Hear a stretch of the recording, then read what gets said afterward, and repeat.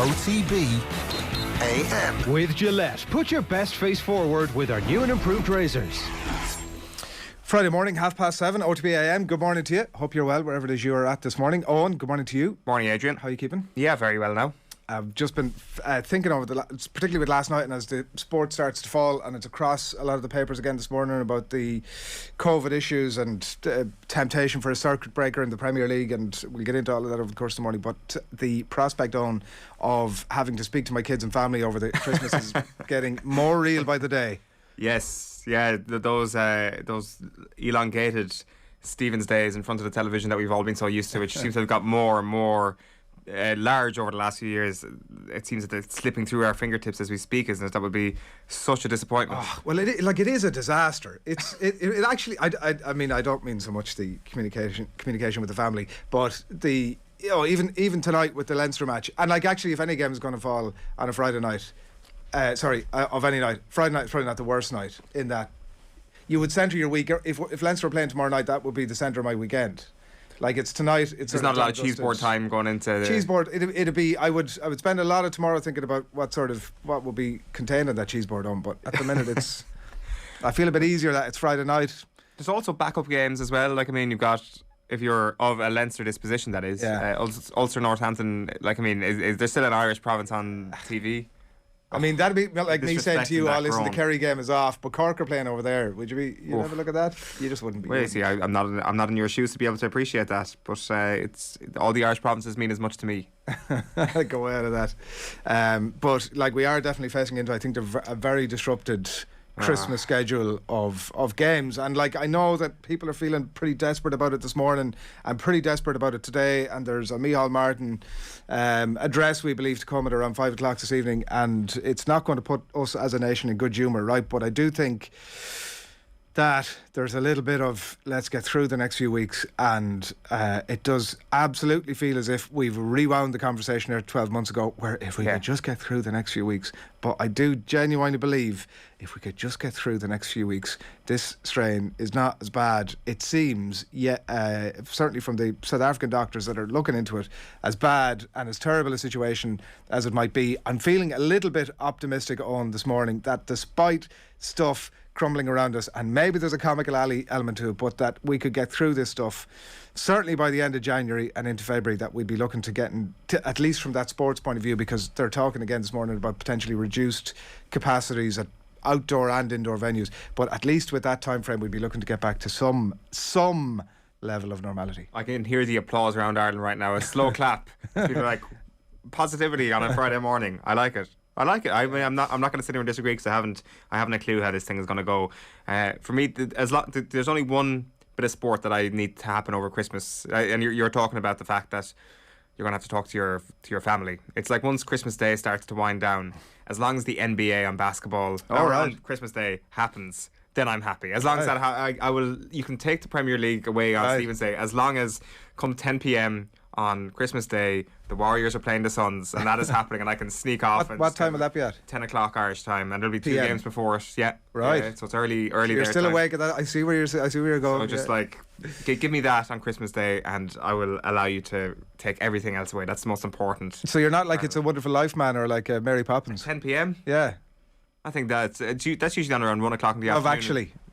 On Christmas Day, not a hope. I see Christmas movies you need to watch in the build-up rather than on Christmas Day, because it gets you in the mood for it. I would never watch a Christmas movie on Christmas Day. That's pointless. We made the mistake about 7 or 8 years ago of Love Actually was on Christmas Day in the middle of the afternoon, and sitting down as a family to watch it. We didn't plan to sit down as a family, we just all found ourselves in the middle of the afternoon sitting down, and Love Actually was on, and obviously there's a lot of, it's quite an edgy movie for if you're of a certain generation, which people in my family are, and my father decided this was not a family movie. He decreed, and I'm with him.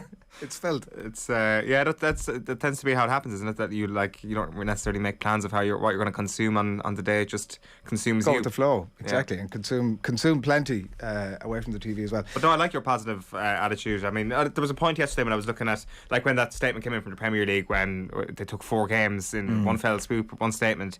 I was like, well, this thing is clearly doomed. But the fact that they called off 4 games at once, suggests to me that they're hell-bent on powering through with this thing. And for a while yesterday I was like, is that the right thing to do? But now I'm kind of like, they may I'm as not well. sure a circuit breaker in that context would actually have any. Well, exactly. What would it do? Exactly. And like the crowds thing maybe is a different story, but trying to get as much of these games played where safe is, I think, a pretty good idea. And there's a nice little segue there to perhaps a rugby match that could have taken place tonight under fairly safe circumstances, it seems, and they just declined the opportunity to do so. So my point of view on it now this morning is good on the Premier League for trying to get as many of the games played as possible, and good on them for calling off the games that aren't safe.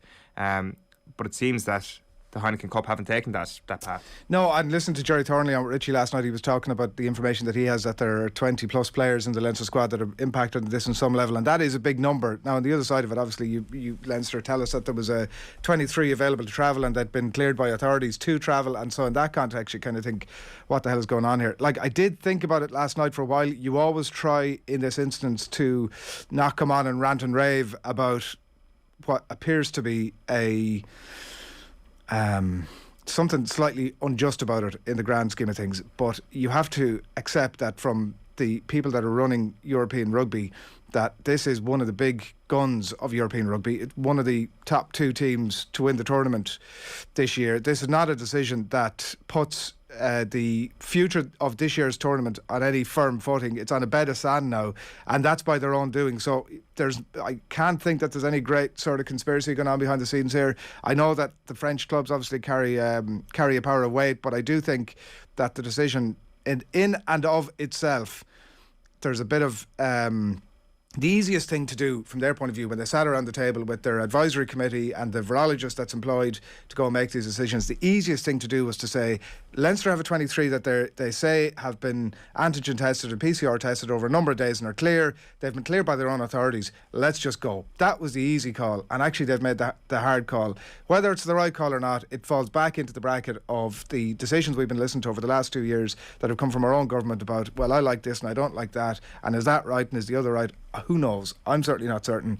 It does feel as if Leinster had an available 23 who were COVID clear, who'd been cleared by authorities, that could have travelled. But I do accept that from the EPCR's point of view, they've made the hard decision here.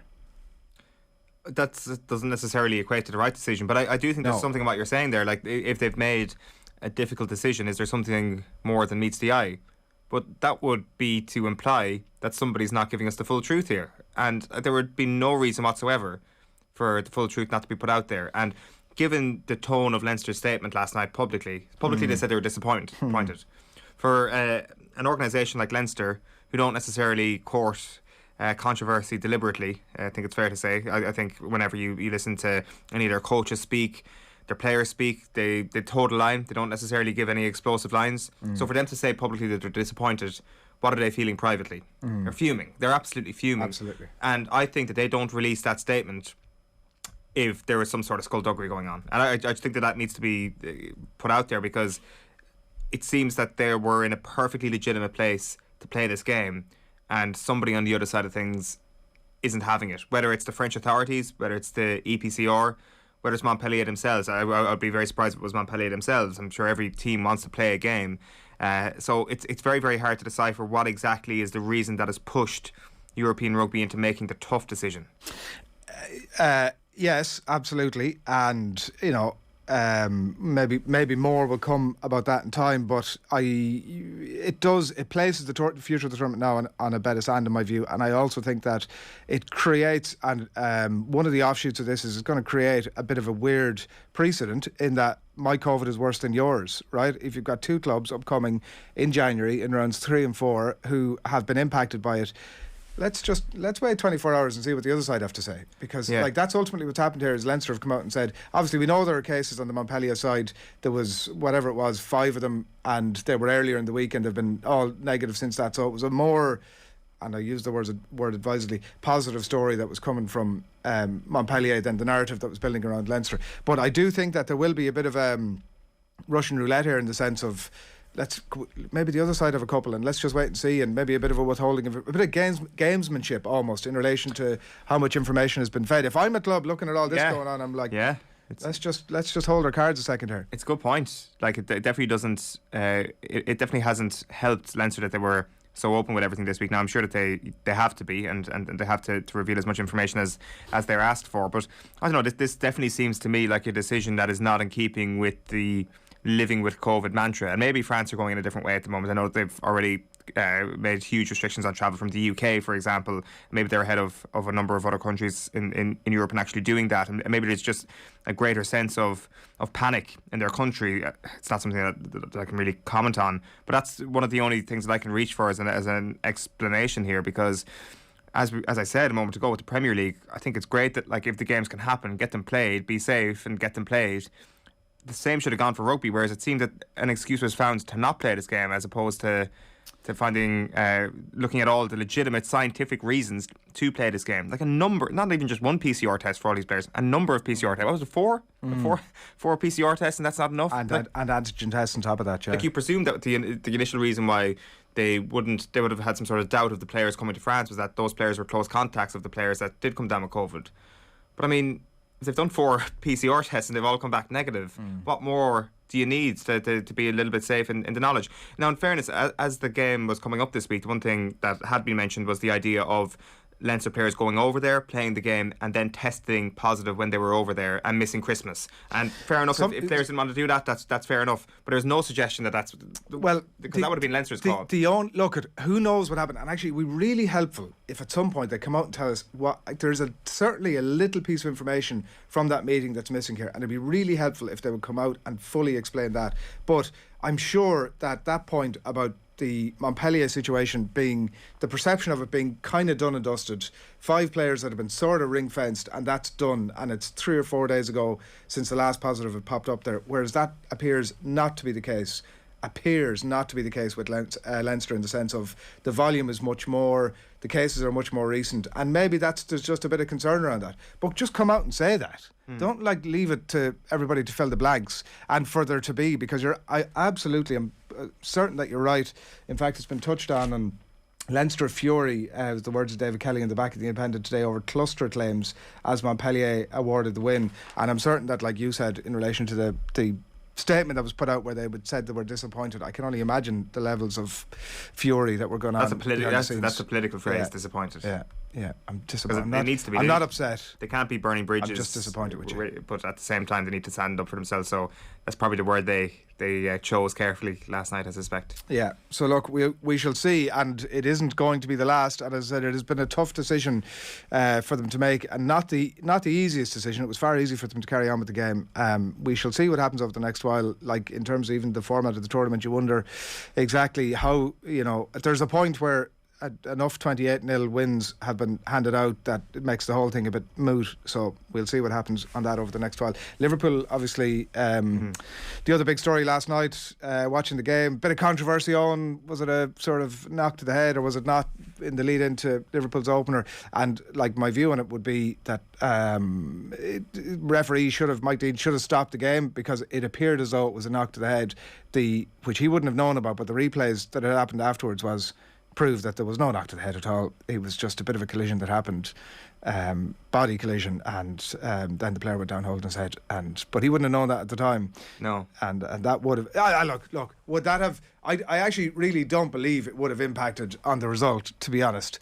Like, it was really telling when Newcastle scored their early goal and Liverpool just clicked into gear straight away. Like, they were so threatening. They scored a couple of goals in pretty quick succession, so I don't think it would have impacted on the result one way or the other. But a good night for Liverpool, good week. Yeah, absolutely. The 3-horse race has probably become a 2-horse race at this point, hasn't it? I don't know if I know that's. You're not having that? I mean, I just think it's so early. It's so early to say that, and it's also not a big. It's not a huge gap. No, but you don't want to be. If there's one team you don't want to give a 4-point head start to, and it's Manchester City, going into a month in which they dominated last season. Like, they love this. Well, you can't say that, but on the evidence of last year, they love this month coming up. The fixtures coming thick and fast suits a team like Manchester City, for example. The only other reason I say that is that the uncertainty of the conversation we've just been having. Who the hell knows what's happening? Yeah.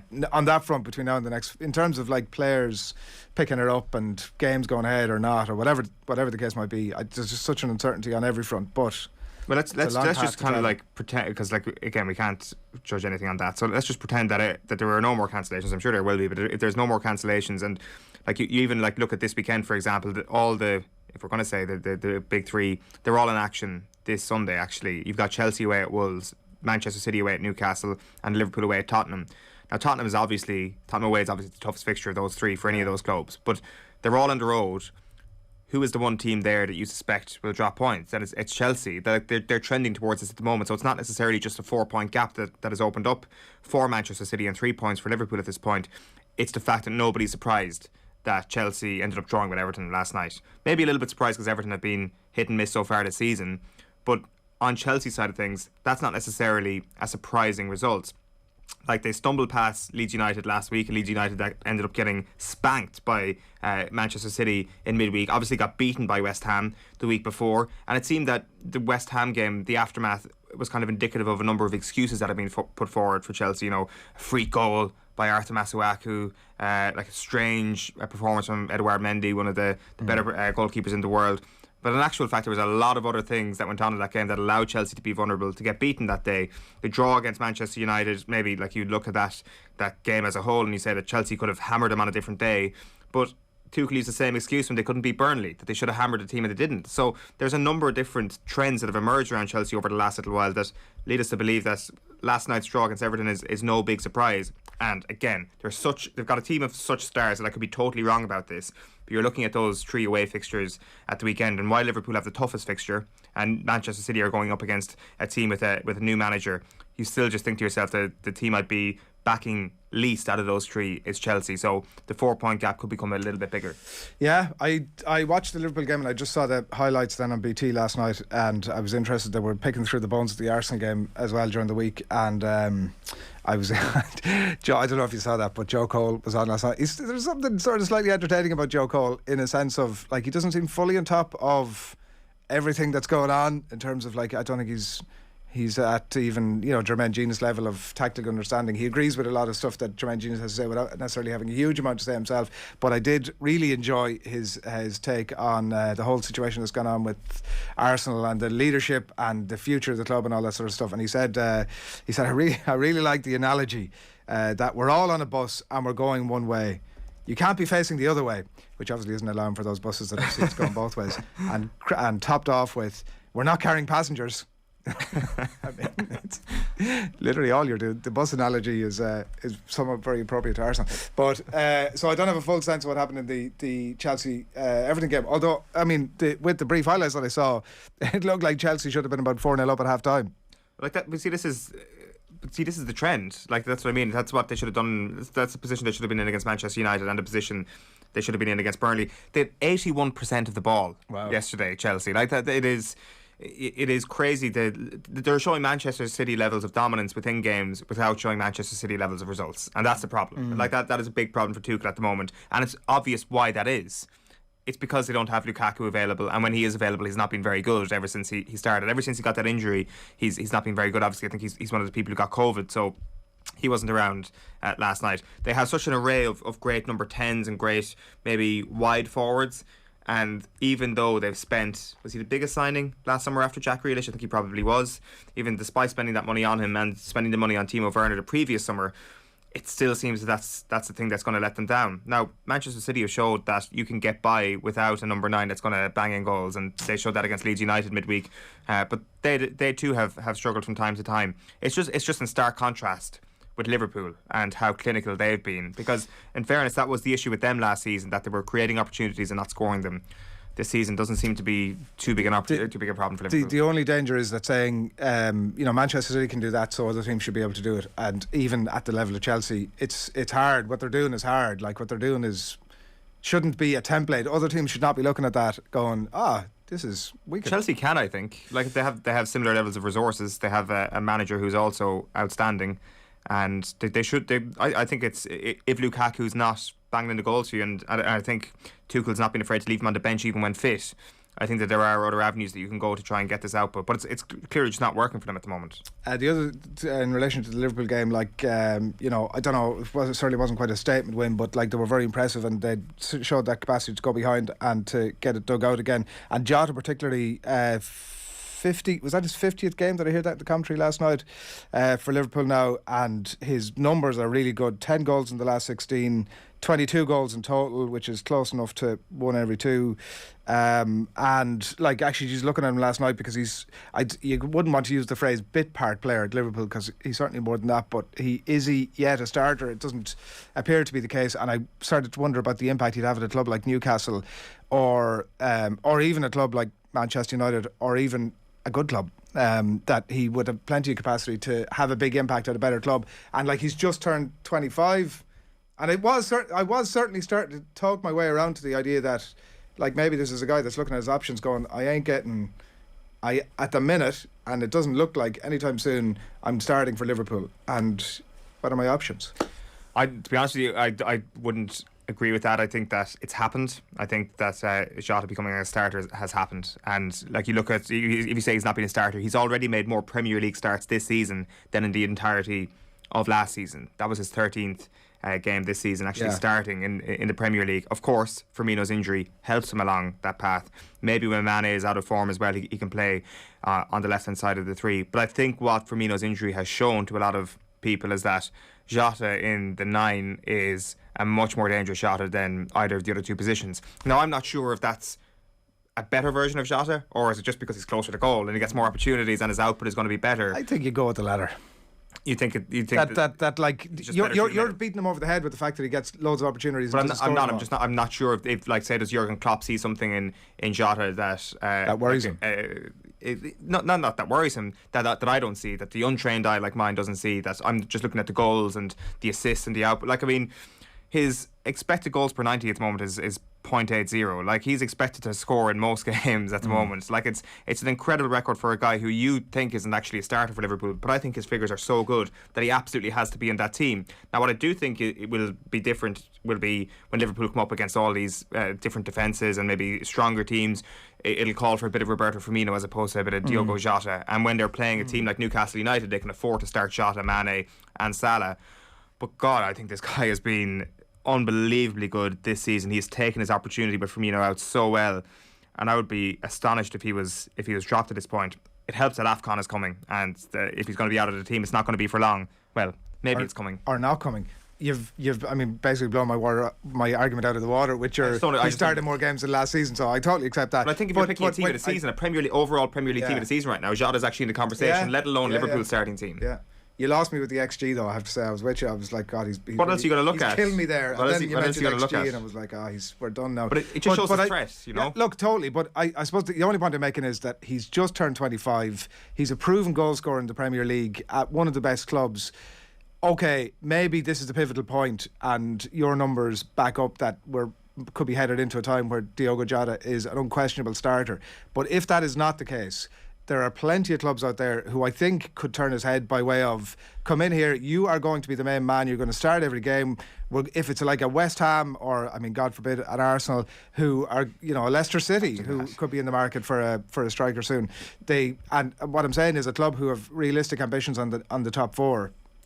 Arsenal, but you know, but he would turn those teams into realistic ambitions. So that's what I'm saying. So like a good manager there is sitting down with him and going, listen, hightail it up the road here. We'll pay you lots of money. You'll score lots of goals. We'll play Champions League football. That's not going to happen. That's so not going to like. I mean, there has never been a sense whatsoever that even when he wasn't starting games, that Diogo Jota was unhappy at Liverpool. Even Divock Origi is delighted to get one in every 4 appearances. Divock, right? I think he maybe is a player that's, what age is Divock Origi? I think he feels to me to be a lot older than Diogo Jota, and I'm placing a lot of my argument here on his age profile in terms 26. of Jota. Origi. Is that all? Yeah. Jesus, I mean, maybe Mikel Arteta wants to give him a shout, but like, what I'm saying is, right, he's moved from being a young buck, right? Yeah. Travelling around a little bit, he's done his thing, spent a bit of time at Wolves, been a big star, blah, blah, blah, blah, blah. There's a pivotal point now coming in his career where, I don't know in terms of how long more his contract with Liverpool, but at that age, you want to be thinking, am I starting here? What is my future? You know, like at 23, you're saying, I'm going to play 20 games a season for Liverpool. A number of those are going to be starts, and the vast majority are going to be subs, and that's all right. But at 25, that's a different conversation. But he's already got 16 appearances this season. I know, that's just the Premier League. Don't be hammering me again. That's with just the Premier League. He is a starter. He has been starting, and like even if he goes through whatever 2 in every 3 games where he's starting, and he starts every third game on the bench, for example. I think he is absolutely okay with that. I think we underrate the Jurgen Klopp factor in this. He has created such a positive culture in that dressing room where you know that because you're not playing every single game, because you're relatively fresh and because there is such a strong bench, that is the very thing that will help propel this team to being a contender in the Premier League and being a contender in the Champions League. You're a contender and a huge player for a contender in the two biggest competitions in Europe. Yeah, look, you can't get any better than that. Look, I am with you all aboard, and I wasn't aware of his stats thing, which you've bludgeoned me now twice over the head with, and I totally accept that, and I get it. And our YouTube commenters are all in with you, Owen. Sorry, Adrian, this did, bro.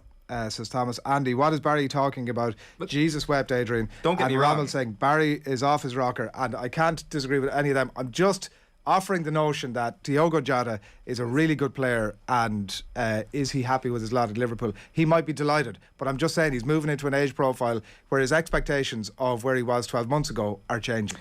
All I'm saying is, Edu, pick up the phone, ring Anfield, find out if he's available in January. Absolutely. I think Mikel Arteta could do something with this guy. OTB AM, keep the abuse coming in. OTB AM 5 to 8, brought to you by Gillette. Good morning. Start with Gillette. Put your best face forward with their new and improved razors. Here's what's coming up for you between now and 10 o'clock this morning. Lots more sense in the company of Alan Quinlan coming your way at 10 past 8. So much good rugby stuff to get into with Quiddy at that stage. Phil Thompson going to reflect obviously on events at Anfield last night, and plenty more as well. Besides, Darragh McElhinney fresh from helping Team Ireland win gold at the under-23s in the European cross countries last weekend, will join us on the line at 10 to 9 on a live crappy quiz. It's Christmas festive edition, is it on? No. A bit of festivity. Myself versus Nathan, and then John Giles in conversation with Richie last night coming your way after that. And also, by the way, we've a really nice pre-Christmas gift to give away for you this morning. It's all with thanks to our friends at Keohane Athletic Club, where history, GA and design collide. You can see KeohaneAthleticClub.com for full details on the latest designs there, jerseys, socks and much more as well, and well worth checking out the website KeohaneAthleticClub.com for all those really cool designs. And to celebrate all of that, you can see them there on screen. Keohane have a €200 voucher to give away this morning. To enter, just tell us who this famous Galway man is accepting Liam McCarthy in 1980. People of Galway, we love you. Yeah, give it one more time. We love you. Should be straightforward enough. And to enter that, just send us in your answer wherever it is you're watching us this morning. Drop in your answer. Take a break from the abuse on YouTube, for example, for a minute, and send us in your answer as to who you think that might be. Or if you're watching us on Twitter, wherever it is you're at this morning, lash us in your answer and you'll be in the mix for that. It's all with thanks to KeohaneAthleticClub.com, and the winner will be announced before we leave you at 10 o'clock this morning. John Duggan, good morning to you. Adrian and Owen, how are we getting on? All good. What's making the headlines this morning? Lack of Christmas pints. Yeah. Not great, is it? No, it's not great at all. Hopefully the government will not be closing hospitality at 5 o'clock. Yeah, it looks as if that is going to happen. And it'll be shut down, I presume, for the next, what are we now, 17th of December. It'll be shut down for the next 3 weeks, and then we'll all be able to re-emerge from hibernation again after that. Well, Omicron, I'm just going off on a tangent here, I know, but it is, I suppose, it's probably part of people's lives. Omicron obviously has to be treated with caution, very seriously. We don't want the hospitals overrun, but surely this is going to lead to a unregulated environment of house parties after 5 o'clock and people who've reached the end of their tether. Yeah, I'm sure there's going to be an element of that. I'm sure people will gather that way. I'm sure people will decide to do that. So hopefully, I didn't see any limit on households in the recommendations. So look, hopefully that is stressed if hospitality is closing. That it is stressed that don't have house parties. Yeah, well, I think that this address that's going to happen later today, the government just need to be absolutely clear with people as to why this is happening and how long it's expected to happen for. Because I agree that people are... How many more addresses to the nation can we listen to where we've been asked to tighten the belts? So will it have an impact on sport? Leopardstown, Limerick at Christmas, obviously people are trying to get organised around administrating those events. Will we see reduced capacity of crowds for rugby games here? And obviously with racing, most of it is outdoors, but it's important to get that clarity now. So we'll see what that will be later on. Obviously the main stories, lads, are Ronan O'Gara in the Irish Examiner saying that he's not leaving La Rochelle, he's not going back to Munster at this time in his exclusive column. We have Leinster forfeiting this game against Montpellier tonight. I think it makes a mockery of the competition, to be honest, these forfeitures.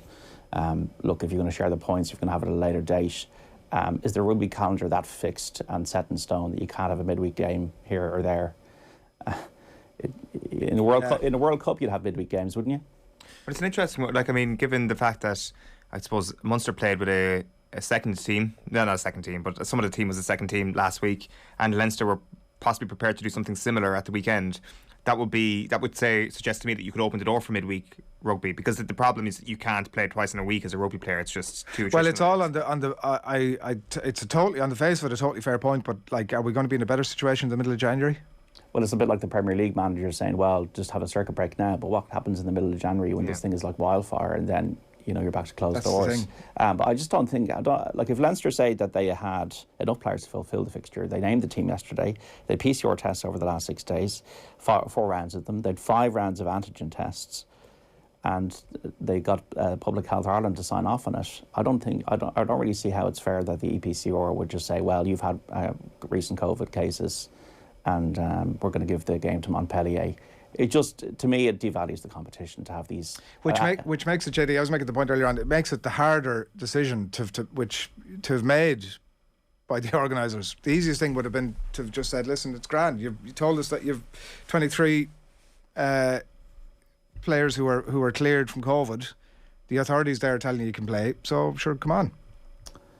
Yeah, I just, these forfeitures, like it happened to, was it the Scarlets last week as well? It just puts an asterisk beside the competition. It might be the right thing to do, look, and it might emerge in the next month or two that this is a very serious variant, and in hindsight it would look like that this was actually quite a conservative case of action. But at the moment it feels for Leinster that they've been kind of hard done by. Lewis Hamilton might not be returning to Formula 1, according to Toto Wolff. Maybe there's very sore, but Wolf said that he'll never get over what happened last weekend, and obviously they didn't turn up at the Scada dinner in France for Max Verstappen. That was bullshit, wasn't it? I don't think that was a snub against Max Verstappen. I think that was more Lewis Hamilton was also knighted this week, and it was probably more the displeasure of the FIA. Can I just say, the all the stuff that was going on afterwards, but I don't know if you saw the celebrations from Red Bull afterwards, we are the champion stuff. And by the way, they didn't win the Constructors' Championship, so I mean, I would have just tried to keep a bit of a lid on that. Don't be letting that stuff escape, right? Because it gives the other side motivation. And I think that what Lewis Hamilton and Toto Wolff have done does lack a bit of class. I think turn up to the event. You're actually obliged by FIA regulations to turn up to those events. Now look, you do or you don't.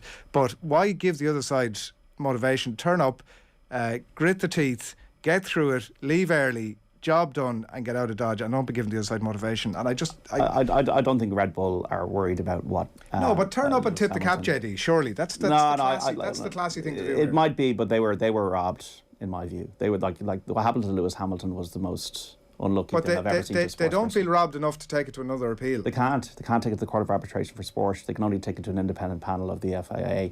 And really, at this stage, I think that they're just taking it on the chin. They're sucking it up, but they're very unhappy about it. And you can understand why they're unhappy about it. You've over a 10-second lead with a few laps to go in a Formula 1 race that you've dominated from start to finish, and then you're sitting duck for somebody with fresher tyres who can just pass you to win the championship. It's Netflixization of sport. I'm all for it. It's Netflixization of sport. I have to say. And to be honest, the rules became cloudy, and rules in sport should not become cloudy. And therefore, you can understand why Lewis Hamilton will be miffed this week. And not turning up at dinner, for me, no big deal. The bigger issue for Formula 1 is actually retaining Lewis Hamilton in the sport, and that he's there next March, because if he isn't, it's a real blow for the sport. I don't think if he's thinking about retiring, it's nothing to do with this, surely. It absolutely has to do with this, surely. But you're not going to retire on the base. You're not going to say, "Oh, I've had enough of this." If you're disillusioned with what happened to you, you're about to make history. History's right there in front of you, a lap away, and like to become the most successful statistically driver of all time, and then it's just snatched away from you, and you don't think it's been a fair fight.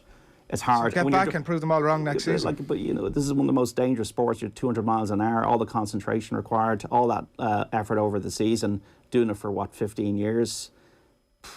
Like he might do Nico Rosberg and walk away. I wouldn't blame him if he does it. It'd be a shame if he did, because the right thing surely would to do is to come back, because Mercedes are so good, and win that 8th title, and then next year be going to the dinner, actually pay for the dinner for everybody else. I like where you're coming from. Anything else, JD? Or is that... Well, all these games in the Premier League, to let you know, lads, Man United, Brighton, Southampton, Brentford, Watford, Crystal Palace, West Ham, Norwich, Everton, Leicester, all off this weekend because of COVID issues in the Premier League. Chelsea once again slipping a bit, I felt, last night. Jared Branthwaite equalising for Everton in that 1-1 draw. Obviously, we talked about Liverpool there, that 3-1 win over Newcastle. Scotland, Ukraine and Armenia. I don't know, lads, if we'll ever be allowed to travel again. But if we are, these might be interesting places for you to book your holidays to for 2 to 3 days in city breaks next year for the Nations League. Stephen Kenny, the honeymoon period is over now. I think we've had enough debate and back and forth and pro-Kenny and anti-Kenny and culture wars and that kind of thing. We're into results territory now, and I don't think there can be any excuses in 2022. I think it is a clean slate now, but we will be judged on what we do on the pitch, I think, next year, you know.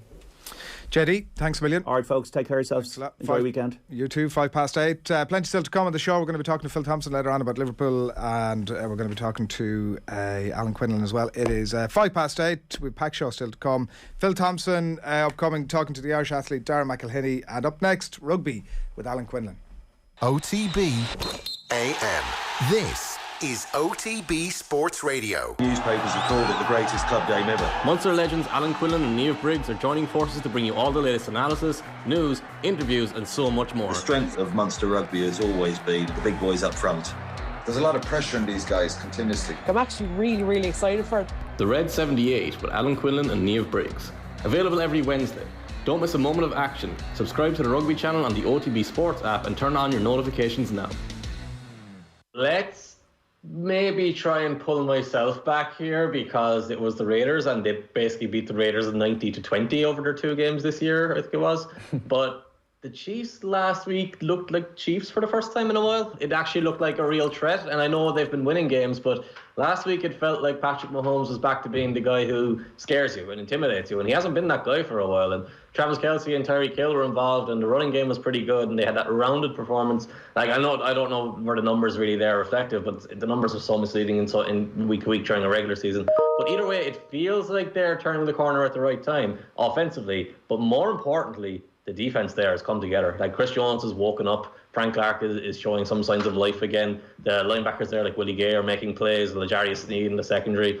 There's a lot of quality in that team, and they've walked through the first half of the season, and now is the time when you need to start ratcheting it up. You need to start getting into gear, showing that little bit of intensity and accuracy that wasn't there before in advance of the playoffs. And the Chiefs look like they're setting themselves up to do that. So maybe we could be on course for a pretty great playoff picture in the AFC, even if it's not the highest of quality. It could be the greatest of drama and excitement. Have you subscribed to the OTB Football Podcast? If not, here's some of what you've missed over the last week. I always tell the story. I remember seeing Ruud van Nistelrooy doing shooting sessions, and it was either rocketed in the bottom corner or top corner, or was 100 yards over the bar. He didn't care. And Benteke said something that really struck me about Klopp, and he said, "He's your friend." He said, "But he's not your best friend." I think he's very, very clever at diffusing guys who are not happy. Subscribe now to the OTB Football Podcast stream wherever you get your podcasts, and download the OTB Sports app. OTB AM. With Gillette, put your best face forward with our new and improved razors.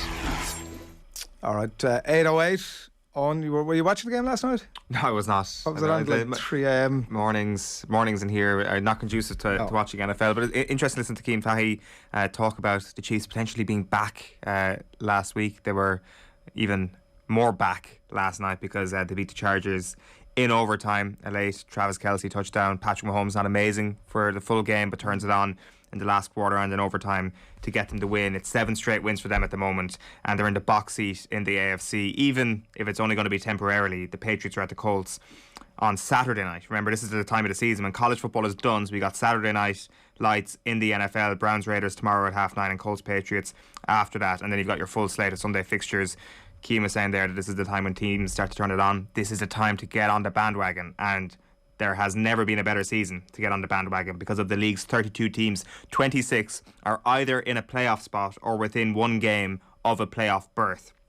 There are 24 teams with at least 6 wins at the moment. That is the most through 14 weeks of an NFL season ever. It is the most up for grabs Super Bowl potentially ever.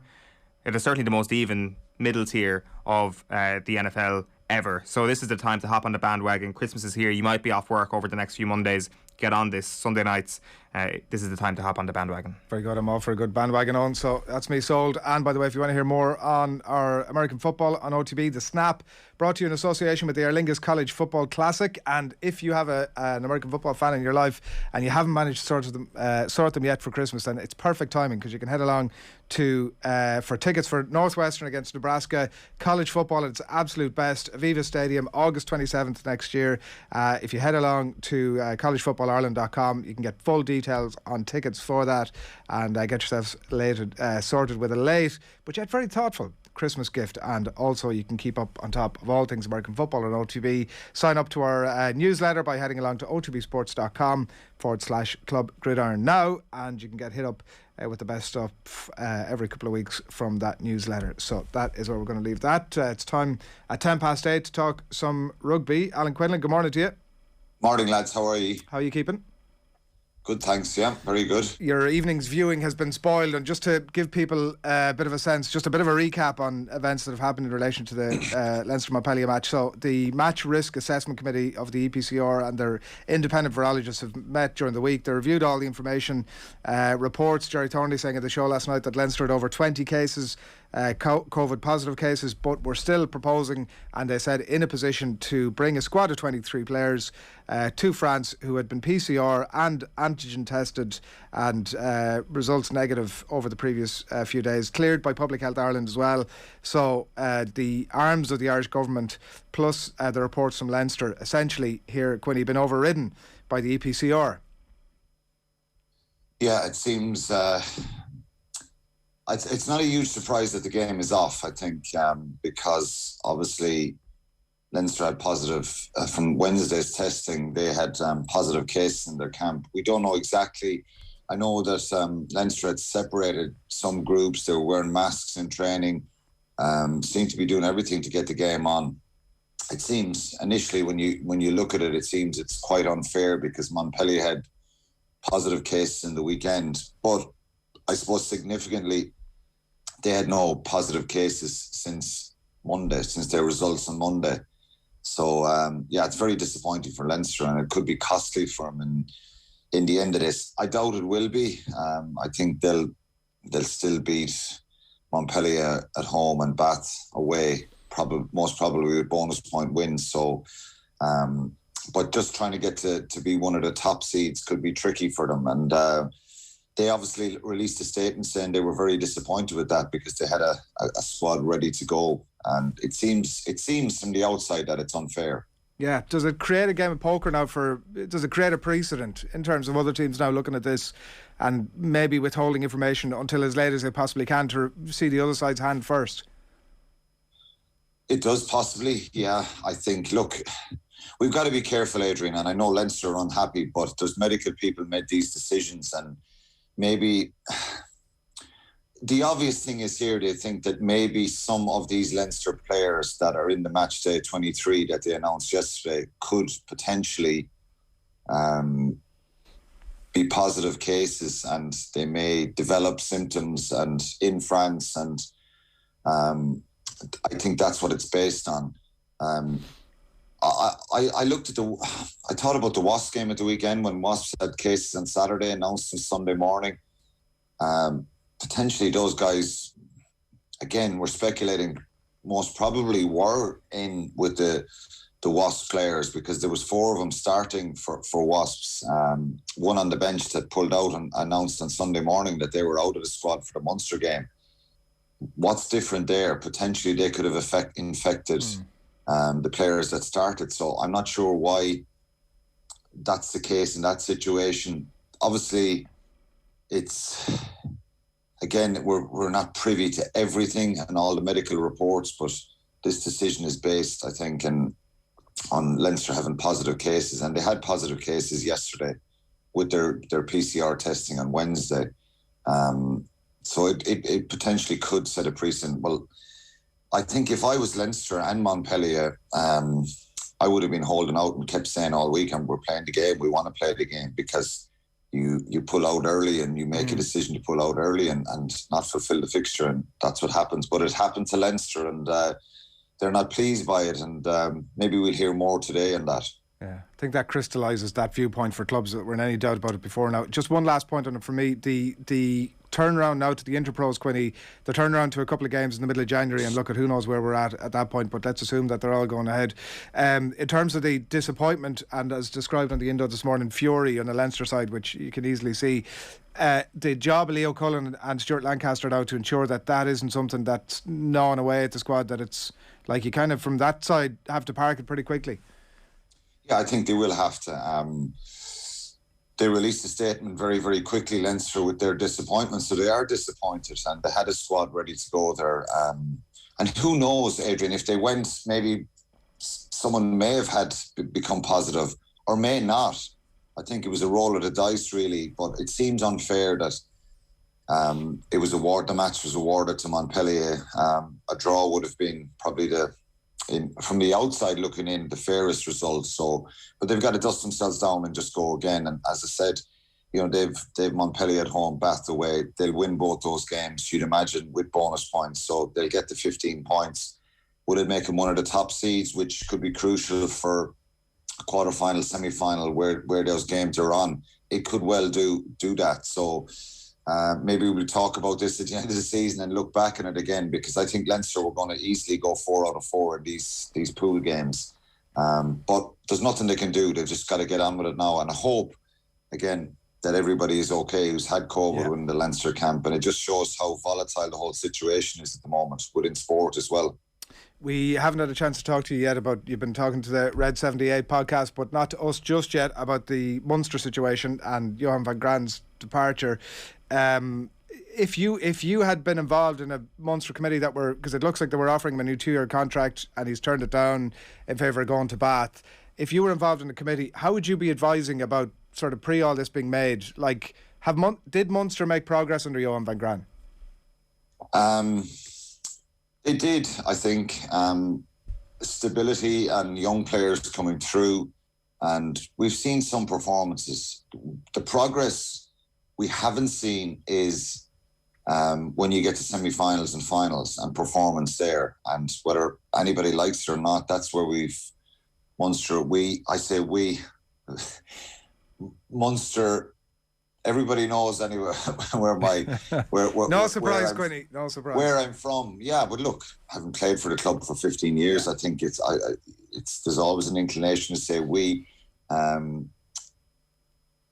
they've got to, and I think that's probably the next step, and maybe the overall attack shape on a consistent basis. And it's not about, I've said this many times, not about having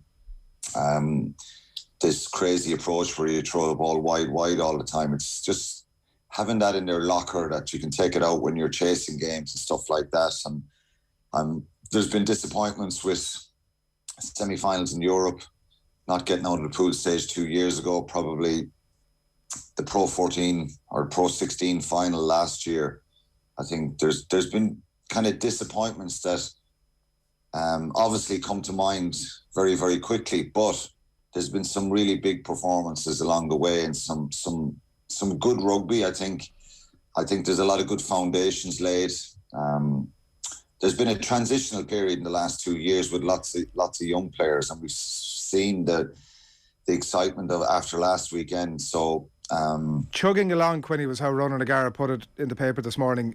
Not exactly flying it, and it's probably that's probably one of the reasons maybe why Johan has made the decision, that maybe his philosophy and his way of doing things has brought him to this point where I think when Damien Dialinde and RG Snyman signed 2 years ago, you think this could be the final gap to get him just a step ahead, a step into that final of Europe and a bit closer. And obviously, RG Snyman they've had no luck with him. He's had no luck himself as a player.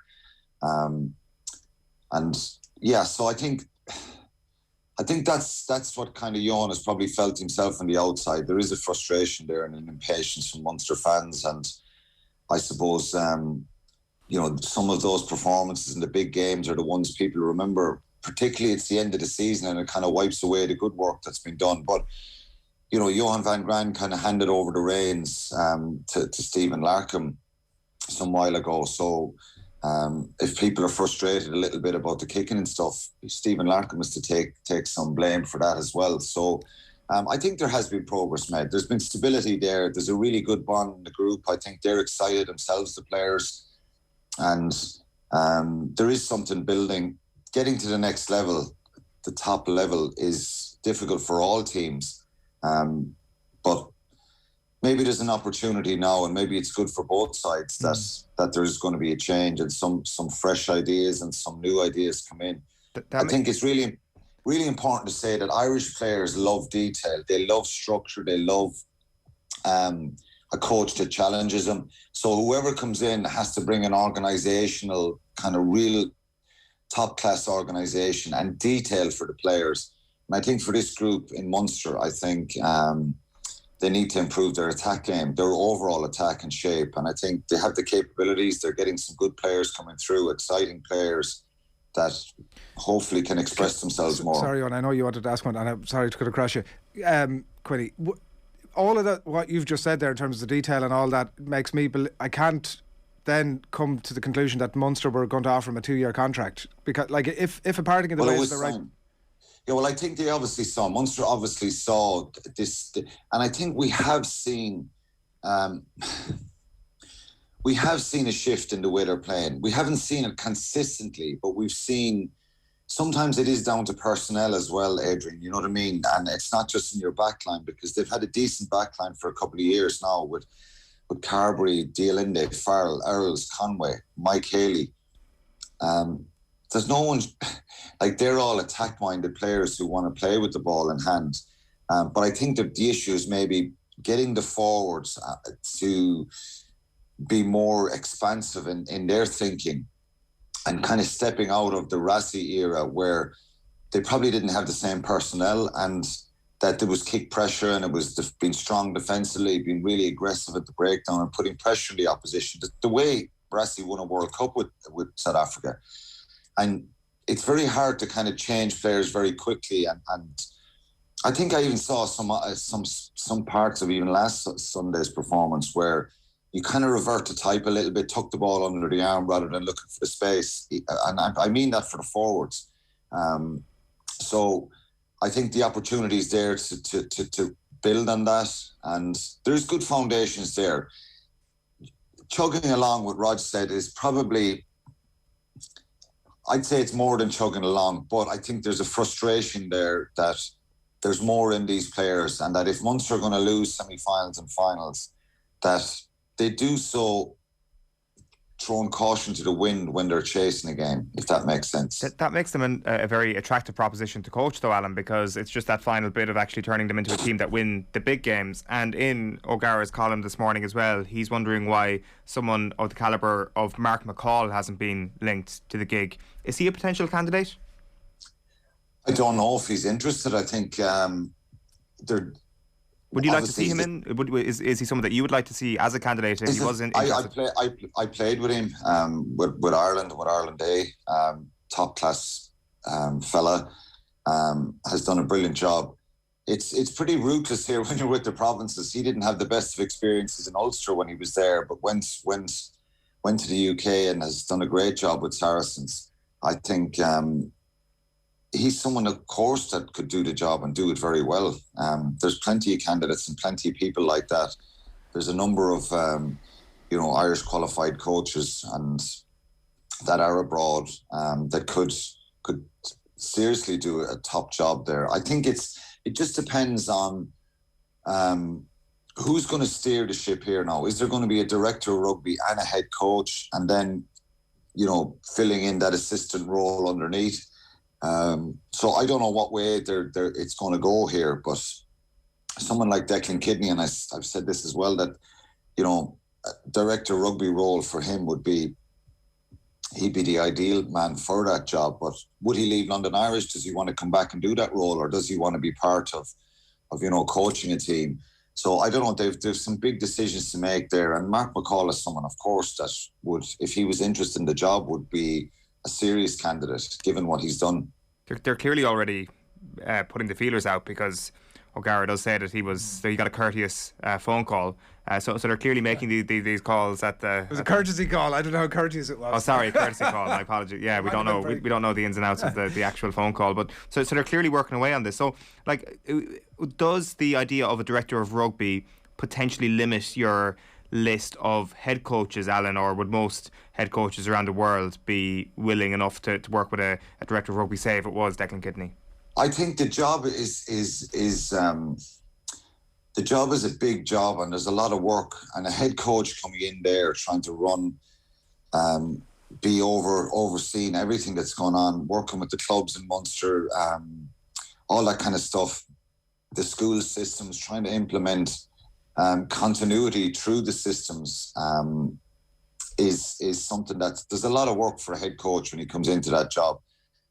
A director of rugby would actually take the pressure off a head coach and let him focus on the team that's in hand, that he's trying to work with, the squad that he's trying to work with. So does it undermine him? No, in no way, because any head coach who takes the job will want full control of his team and what he's doing with the team. And I would imagine that if there was a director of rugby, and again, I don't know, I heard talk a little while ago that was something that Munster were looking at, because I think it's getting a continuity throughout the province and working with the clubs. And we saw what happened last weekend, and the way the clubs kind of helped Munster releasing players and stuff like that. They were supportive of what Munster were trying to do. They were in a really tough position. And so I don't think it would hinder a head coach. Obviously, depends who you're bringing. Somebody, and even for the assistant coach role of replacing Stephen Larkham, you just don't know who's going to come into the system and who they want to bring with them and all that kind of stuff. So there's a lot of moving parts. Graham Rowntree is someone, as I said, who's there, who may be interested in the head coach job as well. If there was that director of rugby role, it would suit somebody like Paul O'Connell, who wouldn't have the experience of the head coach side, but have somebody there then to take all that off him. Is he an in-play option, do you think? I don't think I think what Paul is doing, and it's similar to Rowan, have known the both of them so well, and not speaking for them, but I would imagine that Paul now is focused on a project that he's doing and his work with the Irish forwards, and you're 2 years out from a World Cup. I think that's something he's got his teeth stuck into and has obviously had brilliant success. What happened in November, so of course he could do the job and I would inspire people around him. But I think it's probably somebody who, if there's a director of rugby, somebody who's been in the game a long time and has an experience of being a head coach and how systems work in different countries as well. Yeah, this is an exciting next step for me as a coach and for my family in moving to a proud club and a true rugby city. Did you see that quote during the week from Van Graan? I skimmed at the article, to be honest. I didn't get a chance, and look, once I just thought the timing of it wasn't great. The timing of it was in the middle of the games, Quinny, but I don't know if that, I wouldn't expect that was. I just don't know why Bath didn't wait for a couple of weeks and even next week to make that announcement, and just it just felt that it was too quick after Eoin's announcement that they were out straight out the next day. It was like the press release was ready, and Eoin signed a contract over the summer and activated the 6-month clause. So this contract was signed. He was signed up for 2 years. He obviously has some sort of reservations, frustrations himself, and maybe he'll speak about them at the end of the season. But maybe it's a good thing for both sides that there is going to be some change. I don't know. My dealings with Eoin were very minimal in the last couple of years, but anytime I met him, he seemed very nice, respectful. The players liked him, but the timing of everything this week was would irk people a little bit, I think, and that's kind of putting it mildly. But it is what it is. They've just got to try and finish on a high, and I hope it doesn't affect the mentality of the players or the coaching staff, and that they give themselves a shot towards the end of the season to be challenging. Yeah, and we'll. I'm sure any new coaches that coming in will be looking at the display last weekend and thinking this is not a bad gig to get. Let's talk about some of the other games that are on this weekend as well. Want to mention Ulster in action tonight, and Saints side that are cooking along nicely, albeit without Dan Biggar tonight. Yeah, they've just got to back it up. They were brilliant last weekend, Ulster, and it's a big boost for him to have Ian Henderson back. I think a timely return for him.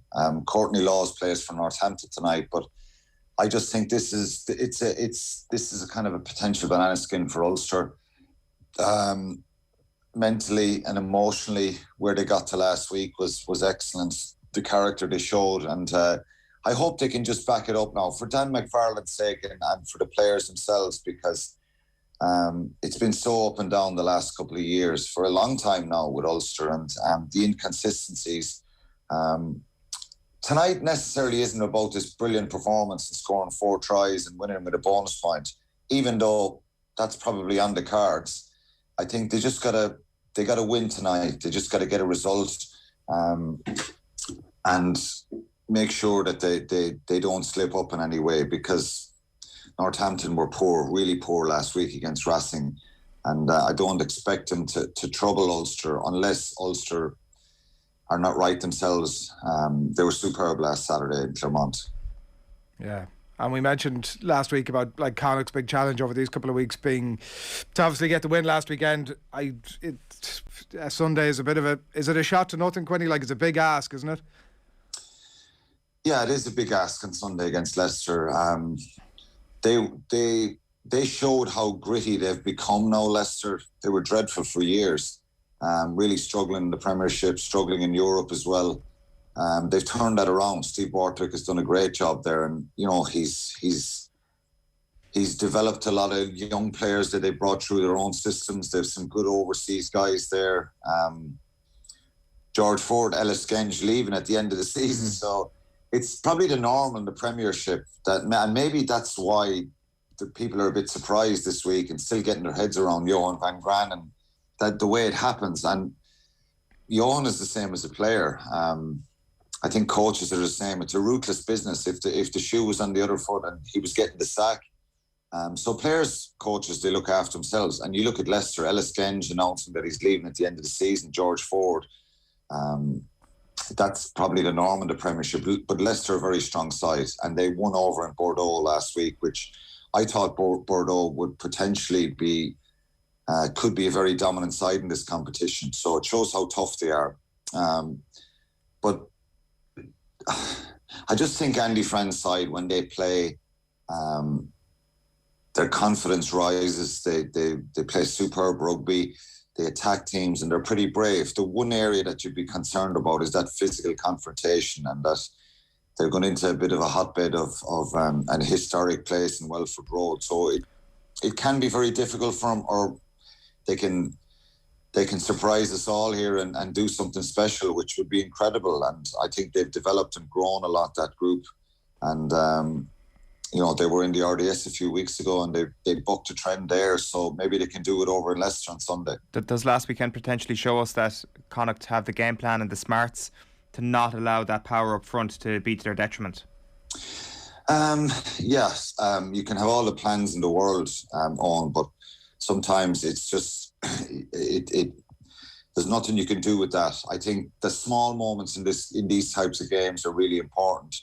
And those physical encounters, one-on-one tackles, breakdown application, all that kind of stuff, not letting Leicester get momentum in the game is really important. And just managing your way through it. And that's where Jack Carty is going to be really important, when to attack and when to put boot to ball.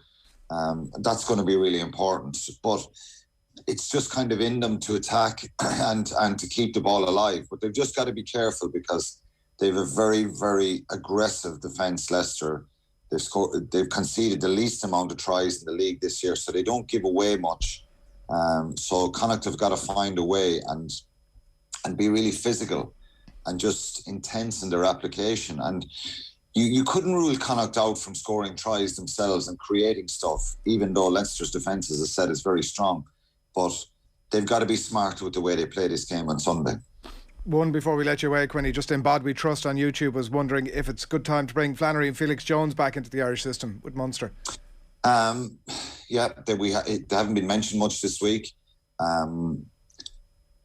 they obviously were there and have left, and both have had great success. You know, Jerry's won Premiership with Quins, Felix has won a World Cup with South Africa.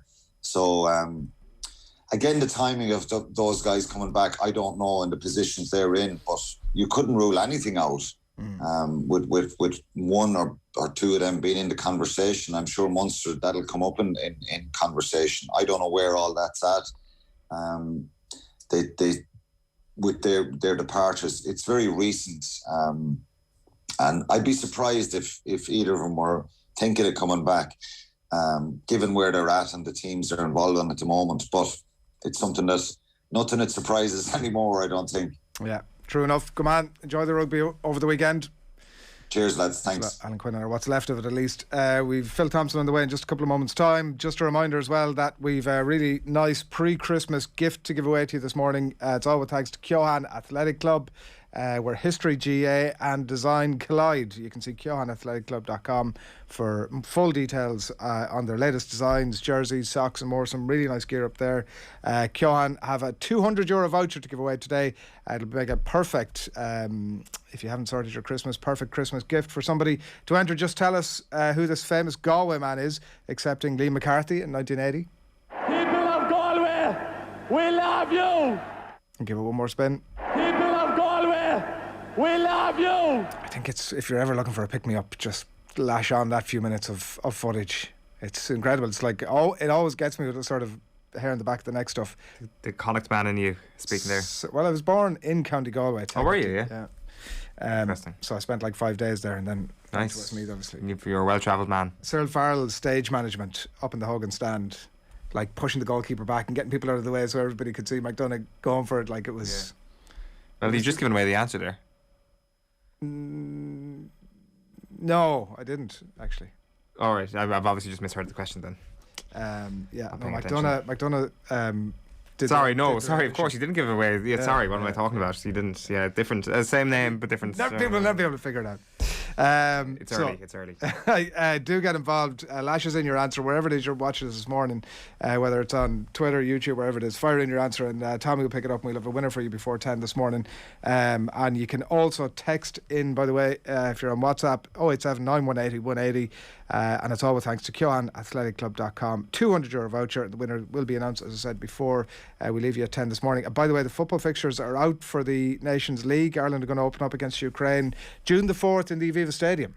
Yeah, that's it's good. Like, I mean, there's obviously just a question mark about where the away fixture against Ukraine is going to be played. I think that it's going to, or what sort of state Ukraine is going to be in as a country by then. But that's an alright opener. Like, I guess is it Armenia away after that then? I mean, Armenia away in the second of that double bill, and then there's a third of the double bill, which is Scotland at home. So, like, it's those two home games against the two big ones. Like, that window, and there aren't a huge amount of windows in this one, but that window is going to obviously decide the future of that group. Yeah, like, it's a very hard one to preview because the whole purpose of the Nations League is for teams of a similar standard to be going up against one another. So it's impossible to say with any certainty that it's going to be a group that'll favour Ireland or not. I think it's kind of like a middle of the road group. They could have done worse. They could have possibly done a little bit better as well.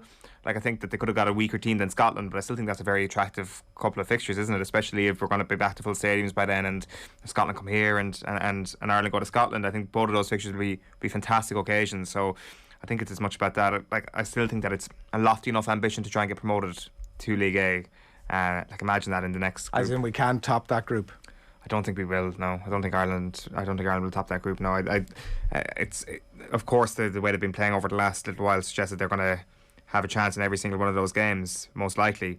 I just think that the top two seeds there, particularly Ukraine, are, again, we don't know what sort of state they're going to be in, but particularly Ukraine will be fancying their chances or would have a sense of self-assuredness, which would be akin to a top tier team, and they'd be looking to get promoted. Yeah, well, there's four big games. That's the thing. Well, I would say Armenia is a big game as well, to be honest. Well, a point I'd make about Armenia is if we're like, you know, I think the conversation with Stephen Kenny is going to end soon, right? When the contract stuff gets sorted out and he gets the long-term gig and away we go.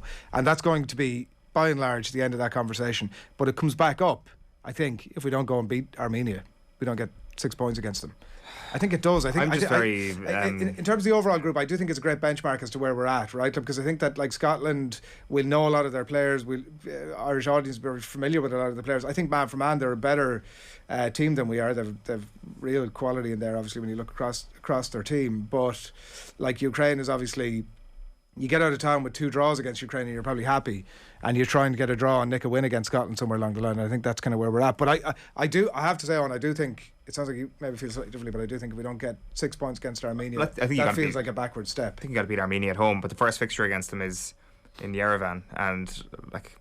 I mean, I was just about to say, tough place to go and all that. Just by into the fact that it is far away. It's far. But it's just, have we arrived at that level of self-assuredness that we can say that Ireland are definitely going to go to Yerevan and beat Armenia at home? Of course, that would be.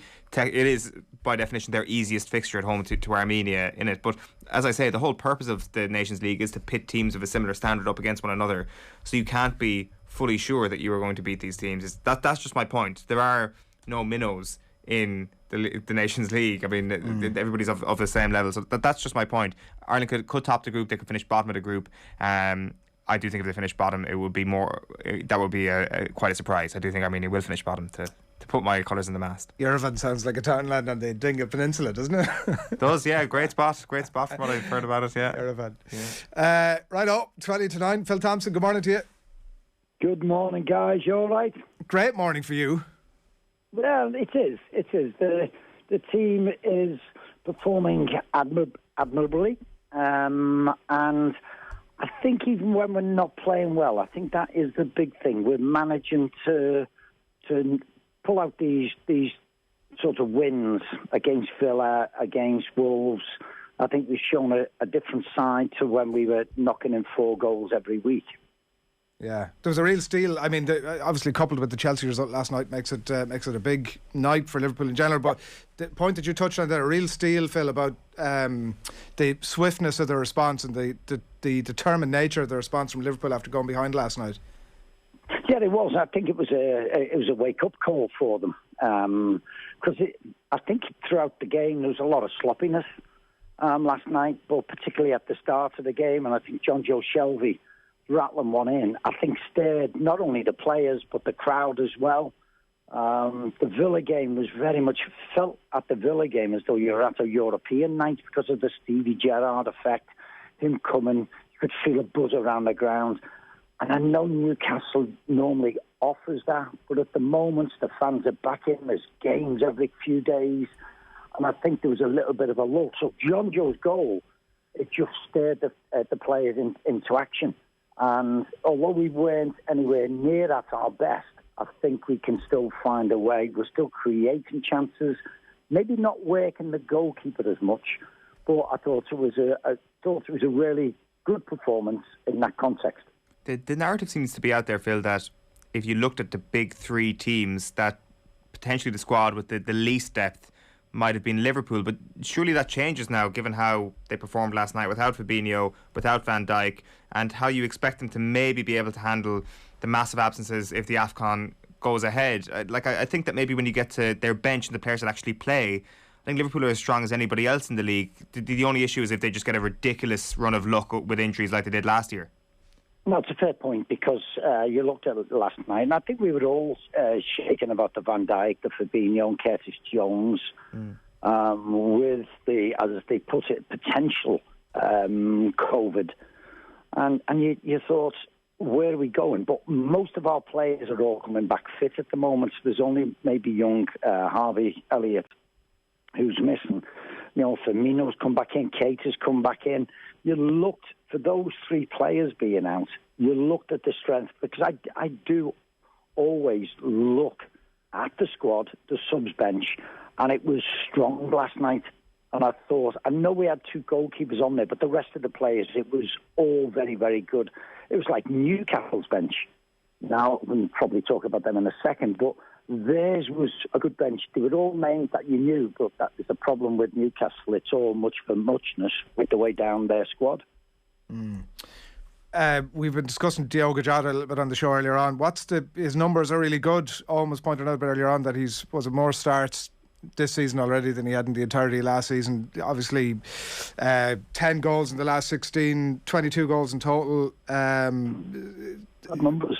Good numbers, yeah. What's the future for Diogo Jota? Is he just... We've been debating it earlier on, and Liverpool fans have been hammering me on YouTube, Phil, for my view on him potentially at 25 now, maybe looking at his options in terms of being a regular starter elsewhere, but maybe that just comes at Liverpool. No, it is, and it's everybody's debate. Bobby Firmino has been sort of set in stone at Liverpool. What a player he is. He excites fans, not just Liverpool fans, the way he plays twinkle toes in the way he glides past people, and he has been a firm favourite. So Diogo's come in. I think he's done absolutely fantastic. I've seen what he was capable of at Wolves, and I thought this fella fits into our bill. He understands the high press. It's all right doing the high press. It's understanding of when and how you go. He does all that. One thing that he does more than Bobby, he's in the box a lot more. And I think for his size, he's very good. I watched him a lot last night. He's always getting in between the defenders, always trying, and he's very, very good in the air, which helps out a lot. Although he's not very tall, he's really good. So you can see that he's more of a goal threat than what Bobby is. Bobby's drifting away, and I just think it's a good debate. It's nothing that Liverpool fans should get a little bit upset about. I don't know if you're trying to say that he'll look to go to pastures new if he's not playing. I think he's more than happy, and I can see him more because you've got Sadio, you've got Mo, you've got Bobby. They're all 30s, and I think he is maybe the changing of the guard. He plays a super fit now, and he can play till they're 30, 33, 34, 35, no problems whatsoever. But I just think quality-wise, I think Diogo is more than happy there, but his performances are excellent. It is the dream scenario for Jurgen Klopp, especially given Firmino's form right before he got injured. Like, in hindsight, I guess, him not being available and giving Jota the opportunity to rack up these statistics and to rack up this level of form, it's worked out pretty well from Klopp's perspective. The question I would have, because I think you're dead right there, that Firmino's just going to be required for certain games, and he provides something that Jota just can't in the number 9. The question for me, does it become a battle between Mane and Jota, for instance, in those sort of games? Sadio's got this electric pace when he plays on the left-hand side, and I think that is always a massive threat. But the great thing is that Diogo has that ability to play on Mo's side, to play on Sadio's side if they do require a rest. You can't really see Bobby Firmino playing in those positions. Bobby is really sort of a striker, a centre forward, or a deep lying sort of number 10 role. So he plays in a different way, and I think that's the thing that with Diogo being in there, it does give us those extra options, and you're always forgetting about the super sub. It's Divock Origi, which is really a sort of, it gives you that, and he is more than happy to sit on the bench. Is that right or is that wrong? Would he want to move away? But he does give you that wonderful threat from the bench as well.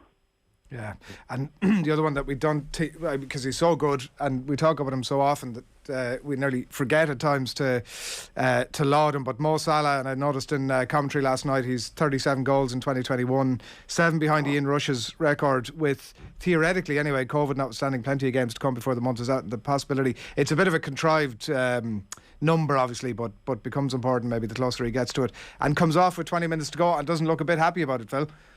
No, he doesn't look happy at all. I was watching from the stands. I was looking down, and I do have a look, see how they react.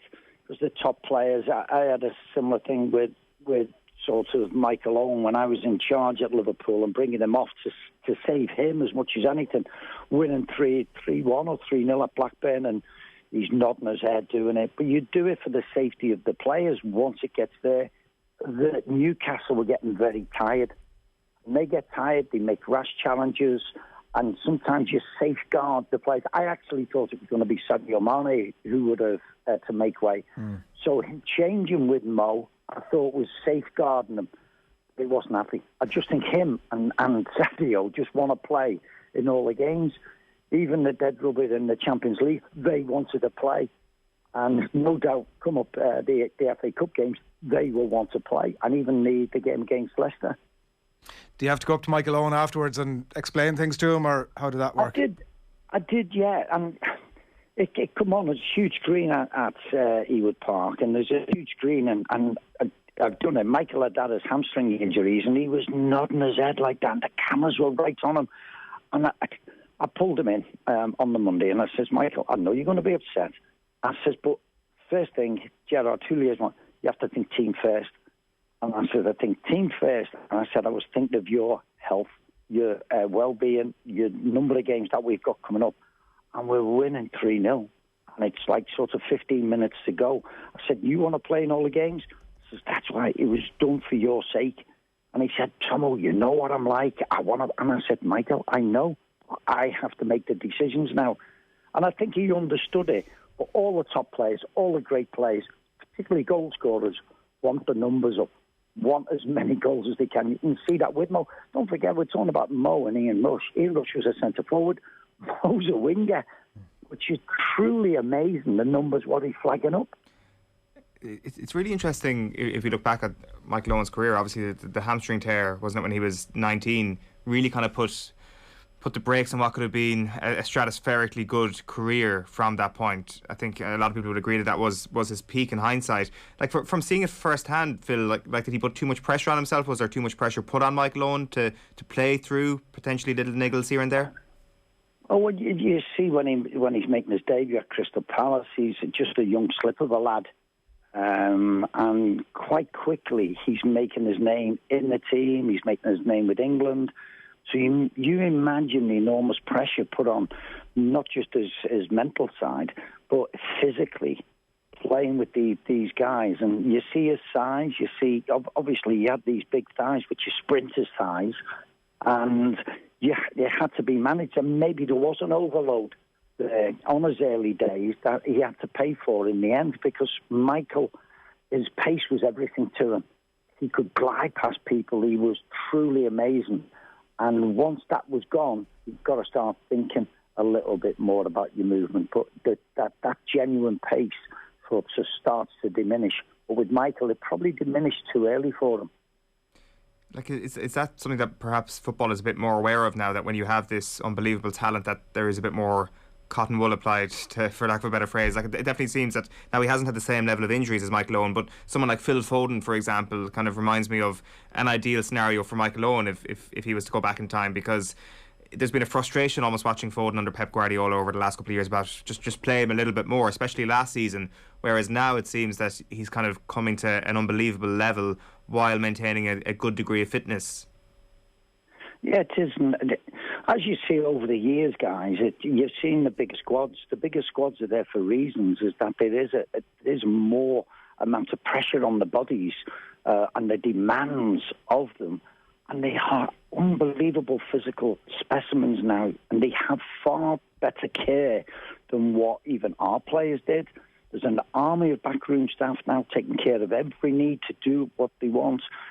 But it is that high level what they're playing at now. Internationals, we have the Carabao Cup as well as the FA Cup. We know these things are coming, so you have to sort of look after the players to make sure, yeah, you're looking after them for them, but to get the best out of them for the football club, trying to get longevity from them, the more games that they play. So it's how you actually handle their workload to get the best for the football club. And I think it's a hard sort of balancing act that all managers, not just Liverpool, all managers at every club are trying to do, because they're looking at them, and the ones who are near the bottom have got a lot of mental pressure of feeling that point of relegation is absolutely hanging over their heads all the time. Jurgen Klopp was very interesting, Philly. I know you mentioned you were at Anfield last night. In his programme notes, very strong and urging people again to get vaccinated in an industry obviously where the numbers are big at the minute, and people aren't. A large number of people aren't getting vaccinated. Like a courageous move. One brief quote: "I won't apologise for the view that I hold on vaccination, no matter how unpopular it is, no matter how unpopular it makes me."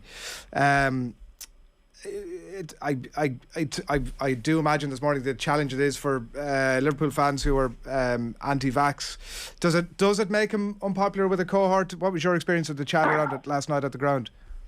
No, everybody. It was all the talk before the game. You could imagine, because obviously our 3 players and more players. I think there'll be a big statement today. I think, is it 5 games which are off at the weekend already because of COVID in the players' dressing rooms?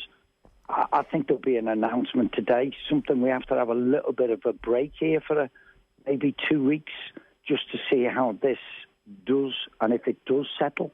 Because, they say in South Africa, who are about 3 weeks ahead, that it will settle. Hopefully it does. But I think, Jürgen, it was good. I hope people don't take it in the wrong way, because the anti-vaxxers have to realise that the vaccinated have a voice as well. And if you feel that way, why can't you speak out? And that the anti-vaxxers seem to be louder than most people. And I think Jürgen is just saying this. We all have to be responsible, guys, no matter whether we're players, no matter whether we're fans, no matter whether we're staff. We all have to be responsible in a way to our families, first of all. We have to protect what we have in our NHS, which is taking care and takes the brunt of it. We all have to be responsible in how we deal with this and how we think about it. I don't think there's a problem with Jürgen Klopp having a say. Will it be for him? There may be some Liverpool fans who are not thinking straight and who have gone, no, he shouldn't even be mentioning this. He shouldn't. He should have his thoughts as much as anybody else. Yeah. All right, we'll watch the space. Phil, thanks a million. Cheers, guys. Take care. Nice to chat. You too. Phil Thompson on the line, following a pretty good night for Liverpool. And Owen figures a 2-horse race now. And actually, by the way, I should mention, Nathan Murphy has just pointed out on Twitter that the Nations League fixture is off the charts in terms of the way the games fall. And there's that first window of 4 matches, actually, where Dublin go to Yerevan, back to Dublin, and then off to Kiev again in the space of a week. I mean, how's that happened? Yeah, I guess it's happened because there's 4 games in the space of 10 days. We're just trying to avoid that. Like, surely, when that fixture list comes out, I don't know how these things work. There used to be a negotiation about them. I don't know if that's still the case or not, or if it's just automatically spat out. It may be. Yeah, I'm not sure. It feels like there's a case to be made that, particularly at the minute, could we try and avoid doing all that? Like, I'm not sure if you put the Dublin fixtures back to back, does that then drag somebody else into a weird situation? I don't know. I haven't looked at it close enough, but again, the Kiev fixture may not be a Kiev fixture at all. It could be somewhere in Eastern Germany or somewhere like that, potentially, or Poland. I don't know. But yeah, like if you're an Irish fan, really, that's pretty frustrating for you. You're going to have to book a number of different trips as opposed to like you're basically or just give the middle game a skip and stay out there. Or stay out there, wherever there may be. That's the one tip right now, is that don't book your flights to Kiev just yet. Hold fire. We have a special interview with Darragh McElhinney, who was the star of the European Cross Country Championships last weekend, coming in just a couple of moments' time. Do keep your comments coming into us, whatever they might be. Plenty of abuse on, as I said earlier on, from the I'm going to say they were Liverpool fans. What do you know? Football fans? Yeah, who are Liverpool supporters. What are they saying? I read it out earlier on. You know, they were like, oh yeah, it's just the same stuff. Off his rocker or whatever. It's like they're not wrong. Yeah, no, hard to argue. All right. 9 o'clock, bit of a sense of what's going on across the back pages today. Plenty of reaction to the match last night. Plenty of photographs of Trent Alexander-Arnold across the... What a goal, by the way. We haven't mentioned that at all this morning. What a goal. There's a Thunderbee word that definitely is appropriate here. It was an incredible strike. Mike Dean's fleet of foot to get the hell out of its flight path in itself was almost a feat of science. Yeah, God, he did well, didn't he? Matrix style. Yeah. He gets an awful lot of stick, doesn't he? I mean, some of it's maybe fair enough. Mike Dean is the most important sportsman of our generation, and I'll hear no arguments against it. Hold that there so you can see it. How was that goal given after the game last night? Kenny is planning for Euros, which is good news. Leinster fume at defeat. Show must go on. Chaos is 5 matches postponed, but Premier League resists circuit breakers, it's called here. And British champion jockey Oisin Mullen, writes Melissa Jones. Oisin Murphy, writes Melissa Jones here, has temporarily handed in his riding licence to seek medical help for a drink problem. And there's lots of details in that paper and plenty of the other papers this morning as well. Elsewhere for you, COVID carnage, half of weekend Premier League fixtures wiped out. Nice picture of Trent Alexander-Arnold there as well. And Blues fume as EPCR award win to Montpellier, writes Rory Keane. That is the Irish Daily Mail. In the London Times, unvaccinated stars fueling COVID crisis, right, Matt Lawton and Martin Ziegler there. And disillusioned Hamilton molds future. Lewis Hamilton considering his future in Formula 1 according to his Mercedes boss Toto Wolff, after the controversial end to the season, and he didn't even turn up for dinner last night, was the greatest insult that you could have had. What else have we got? The Irish Independent, Alan Walsh standing at the podium after her silver medal at the 400 metre individual medley at the World Short Course Swimming Championships yesterday. That was she broke was it Michelle Smith's last record is now gone, so she's no longer holds any records for Irish swimming. Leinster fury over cluster claims, a call for circuit breaker, and more besides. That's inside in the Irish Independent for you this morning. Some of the other ones here. The Sun, red list, 5 Prem matches off, United down to 7 players, but Salah keeps going and levels the league 15 goal run. Jamie Vardy has it was a run for players that are involved in a goal. He's 15 games and running now, equaling Jamie Vardy. Right, okay.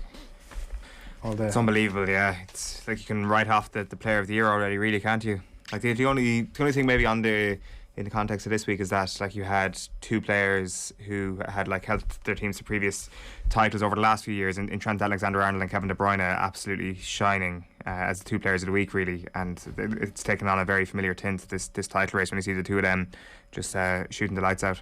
Yeah. All right. Darragh McElhinney, good morning to you. Good morning. How are things? How are you keeping? Good now. Darragh, you're fresh from obviously helping Team Ireland to win gold at the European Cross Countries last weekend, the Under-23s event, and your own silver in the 8,000 as well. What's the last few days been like? Yeah, it's been fairly hectic now. Yeah, obviously there was a lot more kind of like I suppose like media attention and stuff like that after the race than we'd be used to.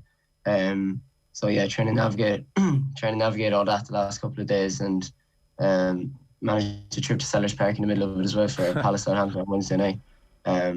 So yeah, it's been fairly hectic, but it's been great. Well, are you a Palace fan? Yeah. Right. How does that come about?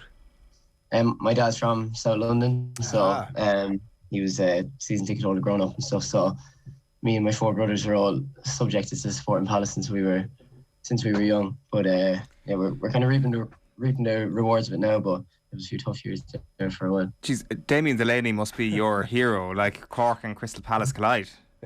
Yeah. Honestly, coming back from a race before, there was about 8 of us, and like we split into 2 cars, and one of the cars stopped in one petrol station, and we stopped in a different one, and they met Damien Delaney up the cashier, and it's still one of my biggest regrets. I got in the wrong car on the way down, because he's a legend. That's class. And do you go over often? Yeah, I used to go over a little bit more often, obviously before COVID. The last day was the first game in 2 years. But before that, I probably used to go over like the Bones like 3 times a year maybe.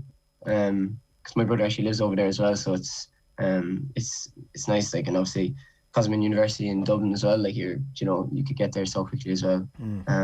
But yeah, hopefully start going a bit more often now. But I was just listening into talks of circuit breakers and stuff like that before I hopped on, so it could be another way before we get out there again. It's a disaster. There was a goal, Palace score after 2 minutes. Yeah. And you're thinking this is great, sweet, good game to be at.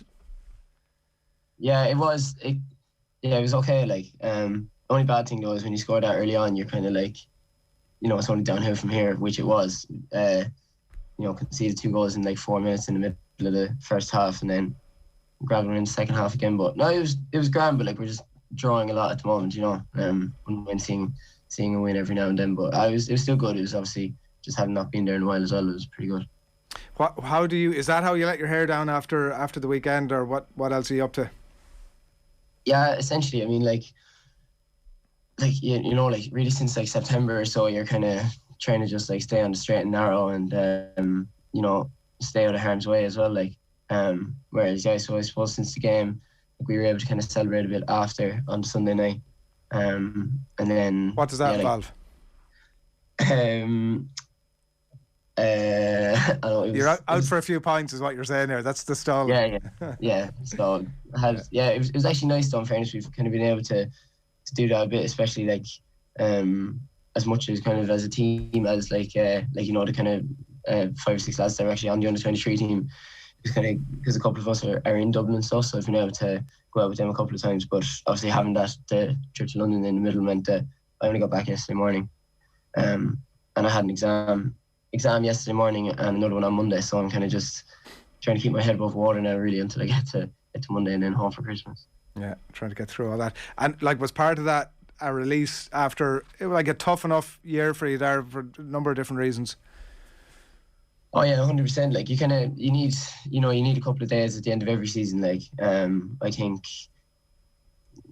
like my kind of attitude to like kind of socializing and stuff like that, like during training, has kind of changed as I've got older. I used to be very kind of like, I wouldn't leave the house for 3 months at a time when I'm coming into a big race, and then the 2 weeks after it would kind of be like a bit of a free for all. Whereas I think I've kind of matured a little bit from that.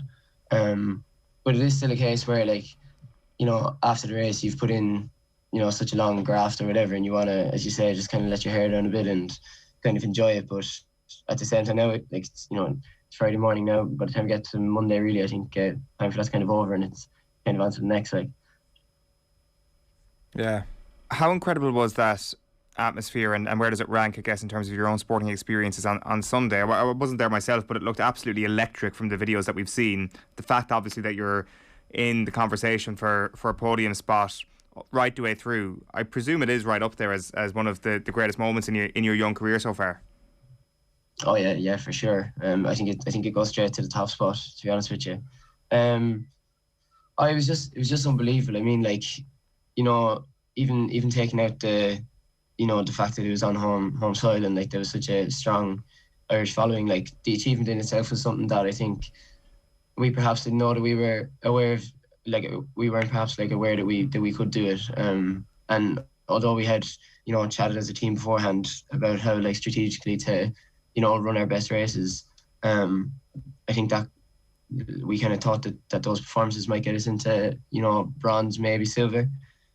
But you add the fact that like we became European champions in front of 8,000 Irish people. It was just like unbelievable. I mean, I suppose like from our point of view as well, like we're in the type of sport where like it doesn't always get that, we don't get that kind of attention or that kind of recognition, I suppose, all the time. Like even like a couple of my friends that came up to watch were like their minds were just blown at like how big an event it was, and I was kind of saying to them, it's like like this is really like creme de la creme stuff. Like we never really get this, like most of the time it's because even like that was my 5th European cross country championships, and some of them have been kind of anticlimactic, just in the way that like you might not have the performance you're looking for, and then also the whole event can be a bit of a no-show sometimes, like just depending on like where it's on and stuff like that. Whereas it, like obviously we're biased, but like I've heard loads of people saying, both Irish and otherwise, saying that like it was just the best European cross country ever. Like so yeah, for us, I mean, like all like arguably all having the races of our lives to win it, then it was nearly poetic. Why did that happen? Like, I presume that's not an accident that you all have the races of your lives on that day. Talk us through the work that went into this and the conditions that were created for that to happen. I suppose like really since, I was going to say since January, but I mean like effectively for the last like honestly 5 years, like I'm looking at the team as a whole, but like also myself, Keelan and Micheál, the 3 scorers on the team. Like really, it's just been an unbelievably consistent run of training since then. So like I've been training with Micheál. We used to train in the same training group in Cork City when and like we started training together at the start of 2016, like that. And we had the same coach for 4 years. And like Micheál was the type of guy, like he just through kind of lack of injuries and just like staying on top of everything, like he never missed any time whatsoever, and I've been lucky enough to be like that as well. And like Keelan, since he recovered from his accident, he's been ultra consistent as well. And I think sometimes you get like you don't always know when the big kind of breakthrough performance is coming. Because I think a few times even over the summer and stuff, things were indicating that we'd have, like, you know, either myself or that some of the lads would have like a really good run and it might not happen. But then I think then even like the last kind of month and a half or so, so myself and Keelan like trained together here in UCD. Our coach Emmett Dunleavy has coached the two of us for 2 years, and then Micheál Power has been over in Tulsa University in Oklahoma since August.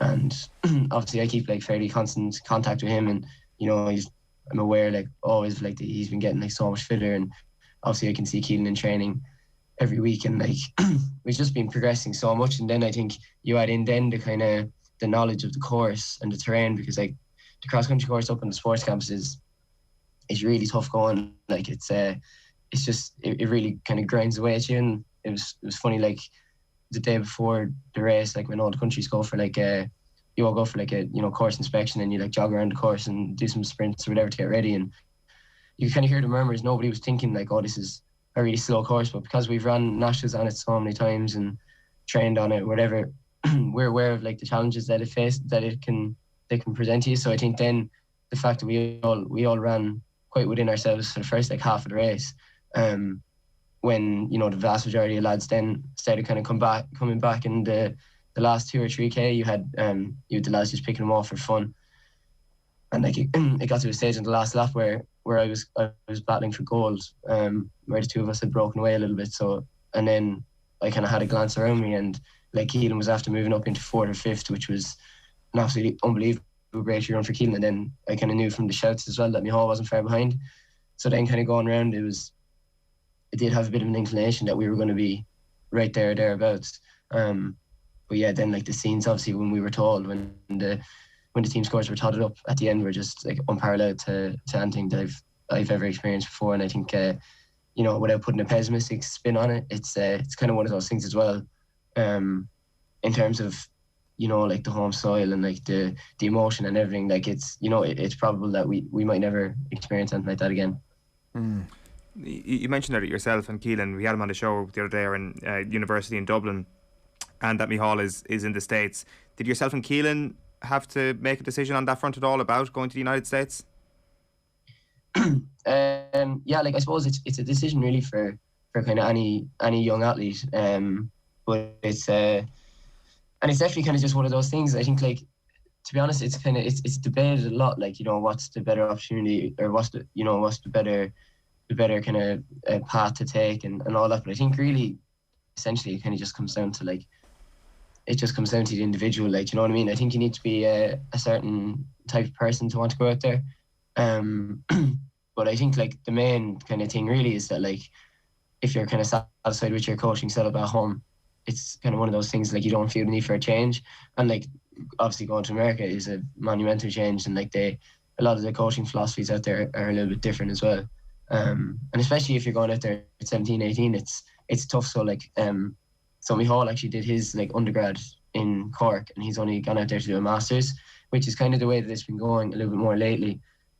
People are kind of getting a couple of, like, you know, their 3 or 4 year course done in Dublin, where you're kind of still progressing through and developing, and then you can go out to America, and, you know, obviously like the training stuff steps up.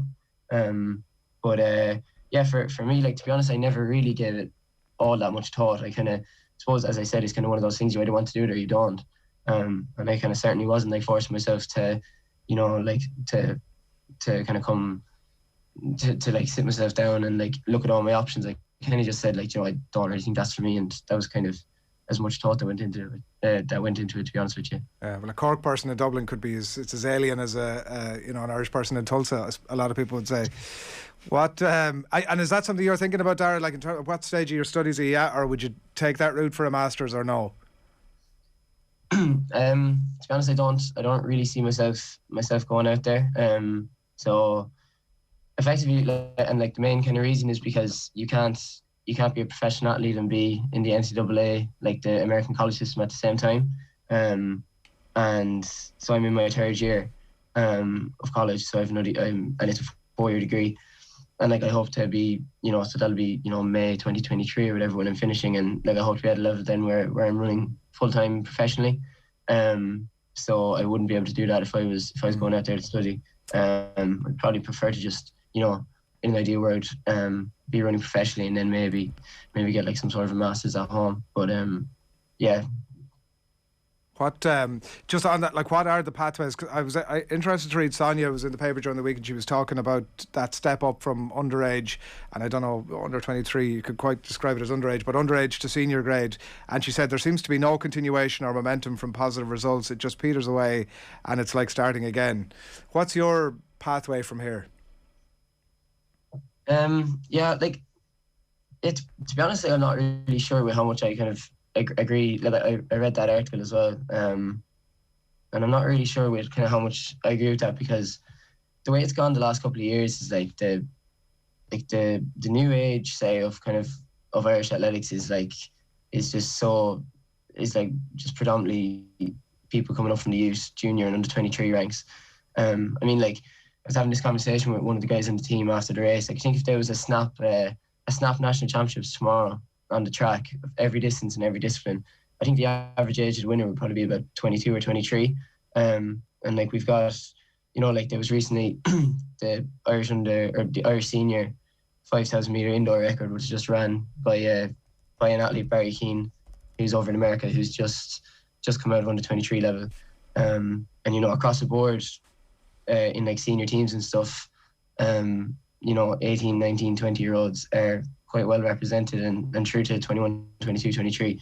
So I think, like, and the thing is as well, I think like, effectively what you want to do is get yourself to a level where you are being paid to run, and you can pursue a professional career. I think that's the key. And I think it's kind of more like, there's not really in my opinion, there's not really a solution. If you're, it's like anything, if people think that you're kind of good enough and like want you to, represent them or whatever, you'll kind of be paid to do it. And then it's up to yourself, like how you pursue it. I mean, there's so many different ways. Like, you have, European athletes who prefer to like, live and like base themselves out of home and then like go on, maybe 3 or 4 like long altitude training camps a year. Or else you have the kind of European athletes who might move to America to a place like Boulder in Colorado or like Flagstaff, Arizona, places that are based at altitudes, things like that. But really, I think like what's been great the last couple of years is like there's a lot more like groups training together and stuff. So like there's a really good group in Mullingar. They're all trained together. I mean, they've got Keane McPhillips, who's my roommate here, the European 1500 metre champion under 20. They've got like a big group of lads all trained together. We've got a big group of lads here in UCD. There's a group in DCU. There's Dublin Track Club. There's loads really. So I think really like the key is if you're putting yourself in an environment where everybody's kind of improving around you and you're all helping each other to improve, it then begins to open doors for things like going away on camps and things like that. Because that's effectively how you get to the next level. I suppose you need to really be doing it full time, but I suppose it is that kind of tough grey area where it's like, if nobody's going to give you money just because you want it, or you kind of need to, like, obviously you need it, and like that's what, in order to be able to like support yourself financially, that's how you're going to be able to make the decisions that are going to like develop you more as an athlete. But I think it's one of those things. It has to be a two-way street, that there's something for the person giving it back. So I think it's kind of more the athlete's responsibility to just elevate yourself to a performance level where that's how you're seen, and then as I say, making the right decisions. Like if you are lucky enough to be able to support yourself financially like that, making the right decisions as to whether you're going to stay at home or join a professional group in America or any of the things I mentioned earlier. That's all really, really interesting stuff. Like one of the things, because there's loads of things that we could pick up there, but just one of the things you said is if there was a snap national championships tomorrow, that the majority of the winners would be 22 or 23. And that's really interesting to hear someone like you say that, because I guess maybe one of the most interesting debates that was had in athletics over the last few months was around Rashida Adeleke not getting selected for the Olympic Games. And of course it's quite a different discipline to yourself, and she's sprinting, but I'm not sure, is there the sense that actually maybe youth isn't being as valued as, or maybe not being as rated as highly as it should be by those that make these sort of decisions at the moment, or that perhaps people aren't aware of just how talented your generation is and how ready they are to actually take over and be the national champions and potentially even the national record holders at a point? Yeah, no, it's a fair point, I think. But I think really it comes down to the fact that, like, I think the performances are kind of speaking for themselves at the moment, especially like even on Sunday there, the junior men came second with their team, and like I don't know how many medals junior men have won before, but it's definitely the first medal that the team were like disappointed to win, because they were absolutely going for gold. Like they nothing else was kind of satisfying them. And I think, like, you know, the way it's going to work out in the next few years, it's like, you know, all these athletes are going to keep on progressing. Like even our team is obviously very young. We're all like, you know, 20, 21, 22. You've got the lads behind us, and then there's like even the senior team, like you've a lot of young guys in that, like Brian Fay and Cormac Dalton, and Paul O'Donnell. The three of them on the senior men's team are only their first year out of under 23. So I think it's kind of more like you kind of run yourself onto these teams. I think, to be fair, the Rashida Adeleke scenario was unique in the way, like when with the junior championships, was it a couple of weeks before or something like that.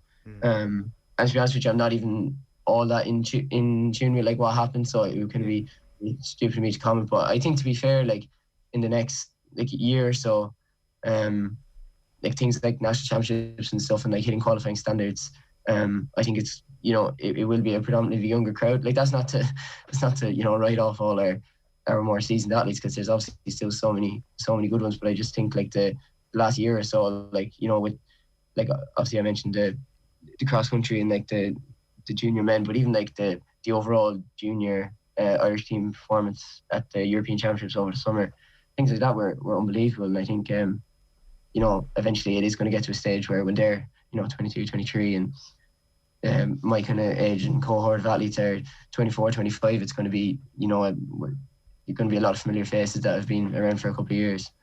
Yeah, I think there's so much that you've been chatting about there, Darragh, that we want to come back to, and we will do that. And it strikes me as well that your gaff has been the place to be this week, given 2 weeks. So fair play. Listen, congratulations. Great chatting to you over the last 20 minutes. Well done. Talk to you again. Yes, thanks very much, lads. Darragh McElhinney on the line there after his big success in the cross countries last weekend. A reminder, by the way, your last chance, a really nice pre-Christmas gift to give away to you this morning is all but thanks to Keohane Athletic Club, where history, GA and design collide. See keohaneathleticlub.com for full details on all of that and the latest design. Some really nice gear up there, jerseys, socks and plenty more as well besides. And we've a €200 voucher to give away today for Keohane. And to enter, we just want to tell you to tell us even who this famous Galway man accepting Liam McCarthy in 1980 is. People of Galway, we love you. I'm sure you get that. People of Galway, we love you. To enter, just send us in your answer to any of our Off The Ball social channels, and you can send it in a WhatsApp, either 0879 180 180. Tommy will be in contact with you after the show, and we'll be winging that €200 voucher to you before Christmas as well. A lovely Christmas gift. keohaneathleticlub.com for much more on that. And here, by the way, is what's happening on OTB Sports Radio across today. 10:30, the football kick-off. And what's left of it will be coming your way in just over an hour's time. 1 o'clock, Joe will catch up with Ruby Walsh at OTB Gold. Live Friday night racing, a very special feature with Gavin Cromwell that Gerard's been out to chat to the Meath trainer this week. That will feature there and more as well. That is at 3 o'clock. 4 o'clock, Pat Fenlon, Team 33 League of Ireland legend Michael Rasmussen on doping is OTB Gold from 6, and then Off The Ball live on your radio from 7 tonight. And rugby fans, by the way, a reminder that you won't want to miss our brand new video series on OTB Sports. It's all with Leia Healthcare. The series is going to feature rugby stars Bevan Parsons, Lindsay Peat, Dorothy Wall of Munster as well, and they explore how they stay a beat ahead. Leia Healthcare is official health and wellbeing partner to Leinster, Munster and Connacht Rugby. You can check out OTB Sports social channels for much more on all of that. We're back with the crappy quiz. OTB AM on OTB Sports Radio, Ireland's first and only sports radio station. Football Pod with Paddy and Andy, our new weekly Gaelic football show with Paddy Andrews and Andy Moran. All that has happened is people have come in here, right, listened to the pod for the last 29 episodes and seen the lifestyle that Paddy Andrews has had. He's wearing a Roddy Collins jacket, he's got his teeth done like Ross from Friends. He is looking he's looking magnificent and he's ready to go. Just for the pod, lads. Just for the pod. Download the OTB Sports app and subscribe to the GAA podcast feed now. Well, I started when I was 16 too. Got into Feathered, and then my first game for Feathered down in UL, there was Munster selectors there. So, as I said before, I kind of carried the ball and I think I made a good few tackles. So I was called to trials and I played as an outside centre my first season. Nice. Safe to say the ball did not get to the winger that many times. Really, like, it was my whole life, really enjoyed it. And then the next year, they're like, oh, you know, Dorothy, I think we're gonna make you a back row. Like, you could be a world-class back row. And I was like, nah, I think I'm a back. And I just said, no, I'm not a back, but like, oh, it's so delusional. And then they put me on the wing, and I was like, right, I'm ready to be a back row. And then was brought into sevens then when I was 18. So that was kind of a fair welcome into what actual hard work was and graft every day. And that was a tough pre-season, if not the toughest I've been through. And I think all of us who came up from underage, it was definitely like being thrown into, you know, a pond of water and being like, okay, you sink or you swim. So you learn how to swim. He's a Lion, he's a Grand Slam winner, he's Ireland's leading try scorer, and now you can hear him first, exclusively on the OTB Sports app. One of my abiding memories is having my cut opened up again as I got hit by the trophy in coppers on the dance floor. Join Brian O'Driscoll for the best insight and analysis this rugby season. We haven't had the usual kind of grenades from Gats, that's gone, so we're creating them ourselves. Get the jump on everyone else. Download the OTB Sports app and turn on notifications now. OTB AM with Gillette. Put your best face forward with our new and improved razors. Chris Bond. Right. Oh, you're kidding me. September. Kyle Lafferty. Are you joking me? Is that right? I know, it's not right. Anybody else? Leash, was it? Like, that is one of the most stupid questions. Darius Vassell? Seriously, you all need to just stay quiet. This is getting really annoying doing this quiz. What is going on here?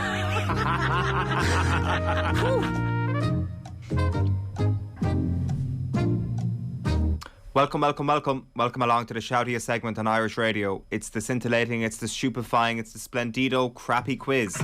Every Friday we pit three of team off the ball up against each other in a no-holds-barred quiz of sporting factoids at the end of the week. Allow me to welcome today's contestants. Our first contestant today has had a word in Santa's ear, and his kids will be delighted to know that they're getting the good stuff this year. That's right, under the tree this Christmas, their Fisher-Price toys will be replaced by mini kid-sized cheese boards and the finest selection of kid-sized camembert cheeses. It'll be a Christmas to remember in Shea Barry. Give it up for Adrian. Who's your daddy, Barry? Yeah, hopefully Santa delivers everything on. I hope so too. No cheese board tonight. Leinster game off. I might have it just, I could like rerun one of the many Heineken Cup wins and just do it that way. Haven't really given it full consideration yet. We'll see how the evening pans out on. Looking forward to hearing all about it. Our next contestant today is throwing one last Hail Mary this Christmas in a bid to keep his children on the straight and narrow as good Catholic Mayo-loving children. He's got David Brady dressed up as Santa booked to come to the house on Christmas Eve before Oisin Mullen stops by to announce that he is staying in the country, and Andy Moran will also pop in to read a chapter from his book By the Fire. The Dublin jerseys will be thrown in said fire and the intervention will be complete. The Murphy household, green and gold, once again. Give it up for Nathan Nate Dog Murphy. It's a good idea, Owen, actually. It's a good idea, a sort of 12th of July style bonfire for Dublin jerseys. I like that. The Ballantyre bully at it again. That could catch on around the country. It's a very, very good idea. And our last contestant today likes to stay up late at night and wait for everyone in his house to go to bed. Then, with the television turned down low, he likes to turn to a channel that no one can ever catch him watching. Yes, indeed. He likes to turn on Sky Sports main event in the run-up to Christmas and under his breath mutter, God, yeah, I love the darts. Give it up for the mustachioed menace, Ger Gilroy. Hey, how you doing? Hello from me and Colin Kaepernick today. Oh yeah, the Colin Kaepernick Christmas jumper is back. Very 2016, isn't it? Very 2017. Well, I think this is one of the best investments I ever made. He went from being a third-string QB to one of the most important athletes of his generation, and who doesn't want to celebrate that with a tacky Christmas jumper? Have you been watching any of the darts? I mean, I have not been watching any of the darts. I'm many things in this world, but I'm definitely not a hypocrite when it comes to the darts. Like the sort of say the line is what I was doing there. Just give us some sort of good stuff on the darts. Oh, sorry. Okay, yeah. Oh, Brexit down the pub. I mean, it did look like a super spreader event. I couldn't see it. It was on. Phil was watching it in the office the other day, and I couldn't see it. And they were like doing the football chants like a full football crowd. I thought there was some new restrictions coming into. And then we were talking about the intersection of the darts fans, the anti-vaxxers, the anti-lockdown people, and those who are vaccinated. And the proportion of darts fans who you think might be vaccinated. Anybody? Is there a? Do we know anything about this? Yeah, there's no connection whatsoever. Good people. Fair enough. By and large. That's the darts content we wanted this morning. The format, as ever, is the classic Crappy Quiz with a series of questions on a range of themes. Then it's a slip and slide of trivia, which is the rapid fire round. You can podcast the Crappy Quiz on otbsports.com or on the OTB Sports app. And if you're watching on YouTube, make sure to click the thumbs up, even if you contribute nothing but misery to your day. Please send any questions you have via postcard to Crappy Quiz Quizmaster, Off the Ball Towers, Marconi House, Diggs Lane, Dublin 2. Just a reminder, OTB AM is brought to you by Gillette. Good morning, start with Gillette. Put your best face forward with their new and improved razors. Round 1 is the boring questions round, never multiple choice. Adrian, name Katie Taylor's opponent last weekend. First name and last name, please. Sharapova. And what's her first name? That's bullshit. Why do I have to give a first name, Owen? Come off it. That's a ridiculous rule. Come on, it's a ridiculous question in that everybody in the world knows this is going to be his first question, and still he doesn't know the answer. He's I think you'll find I do know the answer. I've just given it. And everything. I've just given it. Can't even remember the first name. I'm taking a moral higher ground here and answer the question. Yeah, Sharapova. I've answered. No. That's it. Come on. That's a ridiculous stipulation. I know the answer. I've given it. What's her first name? Sharapova. But no, it's not. Her name is not Sharapova. So that is incorrect. Well, if somebody, come off it. Imagine the outrage. There's my winner's music already. The machine has got into overload. God, it's even the machine is outraged. Okay, I won. Thanks very much. See you later. Right. Okay, we're back. Come on. No, that's a nil. No. Can you imagine the outrage? But if it's a nil, whoa, shush. Stop talking in the middle. Stop talking in the middle of my answer. Shush. If I'm getting a nil, then I'm obviously going to give this a go. But I will have it on record that already I'm outraged about the question was first name and last name, please. Everybody knows her surname is Sharapova. Well, do they? They're only easy if you know the answer. Finita Sharapova. He had the right first letter. Firuza. Nathan. That's ridiculous. I don't get that. It really is, honestly. Question 1 for you. Finita, as in like finished Sharapova. Yeah, exactly. Yeah. Finito. You think they might have made a pun of that? That's what it was by the end of it. Sure. Listen to what I've just got there. I've got the first and last syllables, and I've got the entire surname, and I'm somehow leaving this round without a point. It's outrageous. Just as deserved. Nathan, Sergio Aguero's career came to a sad end this week, but which club did his senior professional career begin? Independiente. Correct. Ger, question 1 for you. 6 of the top 10 try scorers in the history of the Heineken Cup are Irish. Can you name 3 of them? 6 of the top 10 try scorers in the Heineken Cup are Irish. One of them is Brian O'Driscoll. That's correct. Who else would be a high try scorer that would have played a lot in the Heineken Cup? 3 is a low number given that I had to give first and second names. Could you just shut up now so I can work through my slow study? I haven't had copy. I've had no copy today yet, so I'm phoning this in. I want you all to know this. That's my excuses in first. Jesus Christ. Okay, I'm going to say Dave Kearney. No. Wow, that was a shout. Incredibly left field shout. No, wow. So that's incorrect. In order. Isan Asewa. Dennis Hickey. No Hickey. Irish, Nathan. Isan Asewa. How much as we love him, Should have made him Irish. Should have done everything we could to. Didn't. Irish Nathan. Jamie Heaslip. Deduct him a point for that. Not Jamie Heaslip. You're forgetting about any of the back three. Zeebs is Simon Zebo was second in the Irish list of try scorers. Tommy Bowe is third. Then Andrew Trimble, Conway, Shane Horgan, and Gordon Darcy are the rest of the list. Right, so Nathan, the only person to score from round 1. Round 2 is the referee injustices round. After Michael Massey joined Martin Hansen as one of the world's most controversial officials with his decision-making process in Abu Dhabi last week. Michael, no. This round will test your knowledge. That was a pretty good accent. This round will test your knowledge on some of the other times referees became shrouded in way too much spotlight. Mikey, not Michael, though, is the one tip there. Adrian, question 2 for you. The 2010 Leinster football final was controversial for all the obvious reasons. Peter Fitzpatrick was the manager in the Louth corner. Dick Turpin. Who was the Meath manager? Oh, who's the Meath manager? Oh, right. That was not where I thought it was going. Dick Turpin. Who's the Meath is this time where we point out the bit where he was just last week in a public forum as a TD saying we need to respect referees? Is this the moment where we take the opportunity to say who's the Meath manager? Yeah, I'm giving you a bit of extra time there. No, but Peter, you're not looking for Peter Fitzpatrick here. No, I'm not. Because he told you that. I'm tempted to do the Peter Fitzpatrick accent. No, but that's what I'm saying. It's God. Who managed a no-mark county like Meath 10 years ago? There's the headline. Come on. Andy McEntee. It wasn't Andy McEntee. Eamon O'Brien. O'Brien. I couldn't think of his surname. Yeah, exactly. I hope they're all as equally as tough as that. Nathan, this year's Solheim Cup was no stranger to controversy as a Nelly Corda putt was picked up close to the hole less than 10 seconds after it had come to a halt in the green. Can you tell me which European player picked it up and was subsequently penalised? That's a tap-in. That's a 3-foot. It certainly was for Nelly Corda. For that lad. For Nathan, it's his wheelhouse. It is. This is a bit unfair, Owen. Yeah.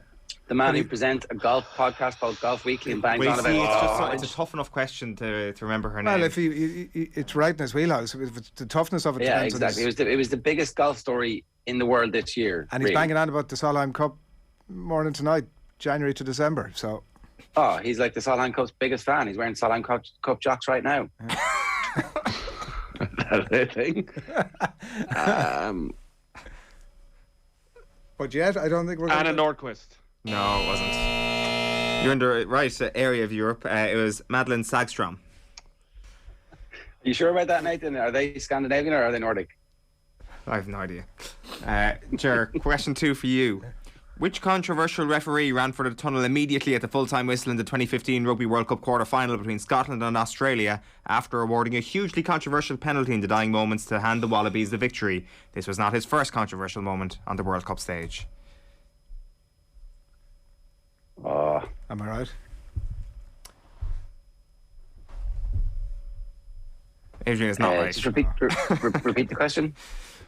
Who awarded the controversial penalty to Australia at the end of their World Cup quarter-final against Scotland in 2015? Is it the English dude? I've just had a brain freeze. Is it the English dude? Well, is that your answer? Wait, what's the name? Yeah, the answer is the English dude. I just can't remember his name. No, it was Craig Joubert. Okay, right. Round 3 is the Pass the Parcel of Doom round. It's back again. This is pathetic. Can somebody get me a double espresso and we'll start again? Another edition of the hottest new invention of 2021. I'll give you a category that involves a list of names, and all you got to do is give me a name that matches the list, and the Parcel of Doom passes on to the next contestant, who also has to give me a name. Once someone fails to give me a name, they get knocked out, and the last person standing wins the point. Adrian, the first list starts with you. Can you name a team set to take part in the 2022 African Cup of Nations? Morocco. Morocco is correct. It's going to Nathan next. Egypt. Egypt are there. Ger.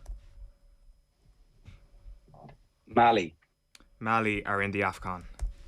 Adrian. Nigeria. Nigeria are in the AFCON as well. Nathan. Senegal. Senegal are there. Ger. Cameroon. Cameroon, correct. Oh, sure, they're the host nation. Adrian, look at that. Bit of added info. Just doing a Nathan on it there, yeah. As he struggles to come up with another answer. I thought Mali were the host nation, that's why I guess. I need to tip this along now, nice and quickly. He's finished. Take him out. You're already Kenya. Struggling. Kenya are not there. No, Kenya are not there. So you're out. Nathan? Algeria. Algeria is correct. Ger? South Africa. South Africa are not there. Nathan wins the point. The teams that you didn't say: Burkina Faso, Cape Verde, Comoros, Equatorial Guinea, Ethiopia, Gabon, Gambia, Ghana, Guinea-Bissau, Ivory Coast, Malawi, Mauritania, Sierra Leone, Sudan, Tunisia, and Zimbabwe are the other. Wow. I thought.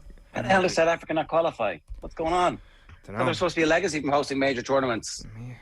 Imagine if that was all made up. Nathan, we're going to start with you on this list. Can you name a footballer who has won the Men's All-Ireland on at least 7 occasions? Kevin McManaman. Kevin McManaman is correct. It goes to Ger next. James McCarthy. James McCarthy for sure. Adrian? Michael Darragh. Michael Darragh Macaulay is correct. Back to Nathan. So you took the first Paddy one there, Andrews. you were okay with that? What's that? Paddy Andrews is correct. Not correct. Oof. Paddy Andrews is not correct. He's out. What? He's got 6. Yeah. Wasn't sure. He was sitting at, you don't listen to the podcast. He was sitting at home on his couch, watching in tears on his own when they won the first one in 2011, thinking, I should have been there. It was the tough love that Pat Gilroy gave him. You don't listen to the podcast. I'm just saying. I mean, you must be the only person in the world who doesn't, but... Come on, Ger. Paddy O'Shea. Paddy O'Shea is correct. Cluxton. Cluxton is correct. Pat Spillane. Pat Spillane is correct. Bernard Brogan. Bernard Brogan is there, for sure.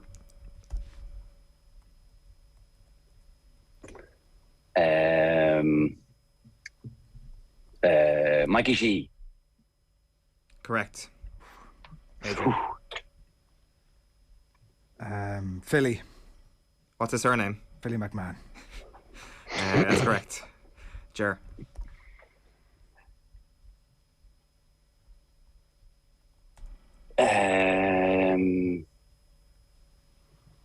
Did I say Jack O'Shea? You didn't. That's correct. Adrian. Tim Kennelly. Oh, no. Bit left field. The list of players you didn't say: Johnny Cooper, Cormac Costello, Michael Fitzsimons, Kieran Kilkenny, Owen Bomber-Liston, Charlie Nelligan, Owen O'Gara, Ogie Moran, Dan O'Keefe, Keane O'Sullivan, Ger Power, Dean Rock, Mick Spillane, and Sean Walsh. Ger, you can lead us off here in the final one. Can you name a winner of the BDO World Arts Championship before 1994 or a PDC World Arts Championships champion since 1994? Just to include those 80 lads there, in case you were interested in Eric Bristow. There you go. I included that clause so that you could say Eric Bristow. That's one. Adrian. Van Barneveld. Van Barneveld is correct. Nathan. Phil Taylor. Phil Taylor is certainly there. Ger's face says it all. That's how we're feeling. What the fuck? Sorry. Apologise for all sensitive ears out there this morning. It's Christmas. What was the last one? Phil Taylor, Raymond Van Barneveld, and Eric Bristow have been said. What was the Barneveld? How did you say his first name? What was his name? Raymond Van Barneveld. Oh, he was the one I was thinking of. Barney. What's that guy?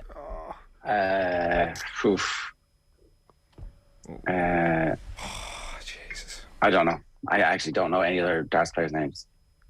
Okay, you're out. Adrian?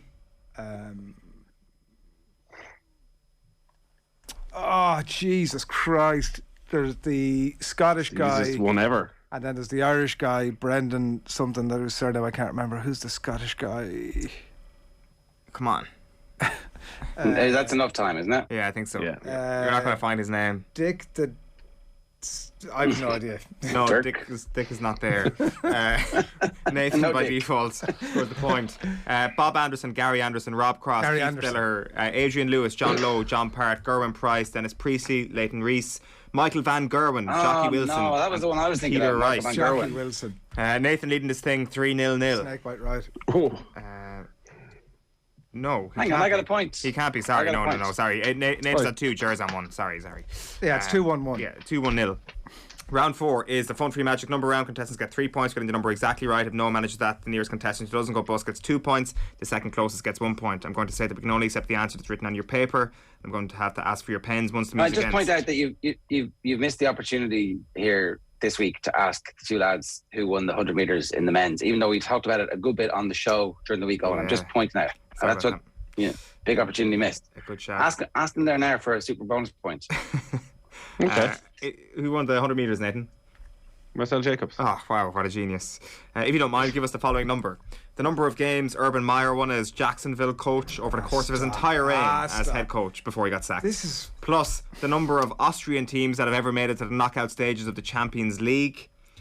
And I mean Champions League era here.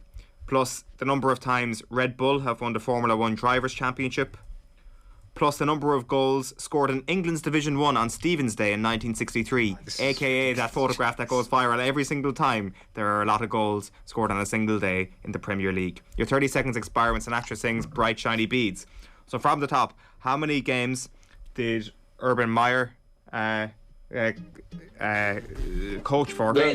Win. Sorry, how many games did Urban Meyer win as head coach of the Jacksonville Jaguars? There's a lot going on here that's distracting me. I apologise. The number of Austrian teams that have ever made it to the knockout stage of the Champions League. What's happening? Adrian, all the noises you're making here. Urban Meyer, you might as well have just pick your favourite number, 1 to 1,000. I haven't a clue.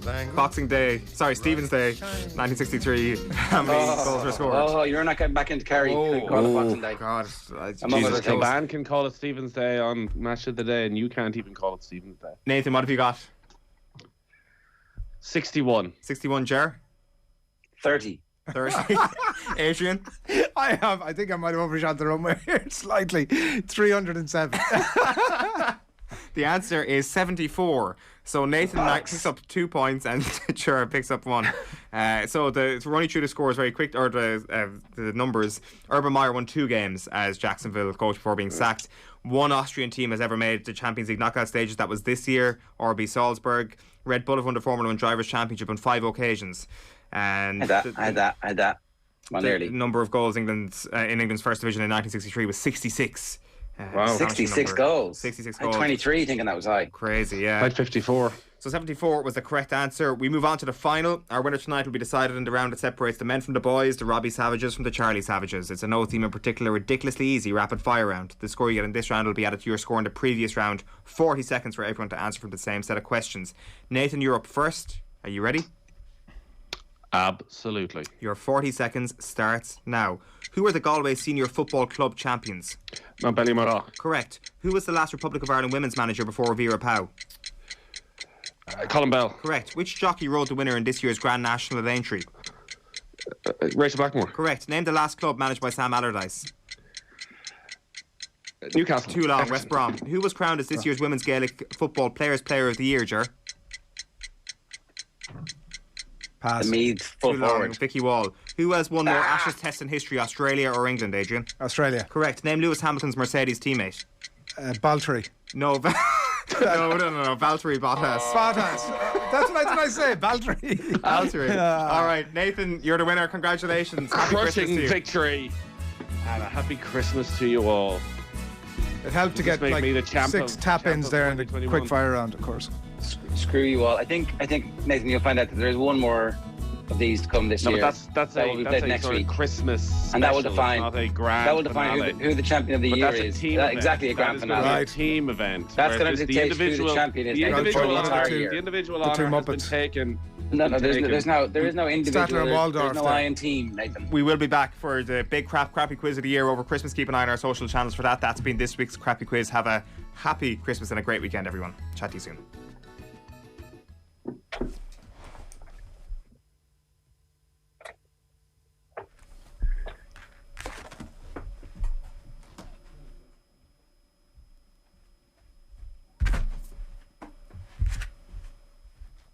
Yeah, it's coming up on 10 to 9, the usual shambles there of crappy quiz of a Friday morning. Congratulations, Joe Mason. Well done to you. He correctly tweeted that our mystery voice, of course, was... Joe Connolly, and a lot of people got that right this morning, and well done to you, Joe. €200 voucher for Keohan Athletic Club is going to be winging its way to you, where History GA and Design Collide. You can see Keohan Athletic Club for full details and all that, latest designs, jersey, socks and more up there, so do get yourself along there, and we'll get your details and we'll get that prize out to you as soon as is possible. OTB AM brought to you every morning by Gillette. Good mornings start with Gillette. Put your best face forward with their new and improved razors. Back Monday morning, Ger and Nathan are going to be in the studio from 7:30. The football kick-off with Sky will be live across OTB channels a little later this morning, and right now I'm going to leave you, as you can tell, with a little bit of Richie talking to John Giles. Very welcome back to the show. Richie McCormick here with you on a busy night. We're going to have a very special edition of Friday Night Racing, and yes, it is still Thursday. It's brought forward 24 hours because we thought we were going to bring you Montpellier v Leinster tomorrow night. Plans have changed, and we'll be talking to Jerry Thornley about what that results awarded by the EPCR means for Leinster in the wider context of this season's Heineken Champions Cup. That's after 8 o'clock as well. And Dan McDonnell in the football show will look at the Republic of Ireland's Nations League draw. We've got ourselves Ukraine, Scotland and Armenia to look forward to over the next while. But I'm delighted to say I'm joined on the line by the one and only John Giles. John, very good evening to you. Evening, Richie. I have to say, you joined us at a pretty turbulent time, John. We're seeing games called off at a rate of knots. 5 more matches in the Premier League called off for this weekend, and that's just conservatively. I think we could see probably 1 or 2 more added to that as well. It's obviously a difficult time for teams and how to set themselves forward and prepare for games that they don't know if they're going to go ahead, and massive numbers of coronavirus cases within certain squads. It's a very, very uncertain time for teams. Well, it's not good, Richie. We think it's over sometimes, and then it comes back again. And especially in the Premiership matches, a couple called off already, as you say. And there's a lot of controversy over the vaccination for players, and because it seems that what we're told anyway, that there's an awful lot of players not taking the vaccine, so that's not helping, that's for sure, Richie.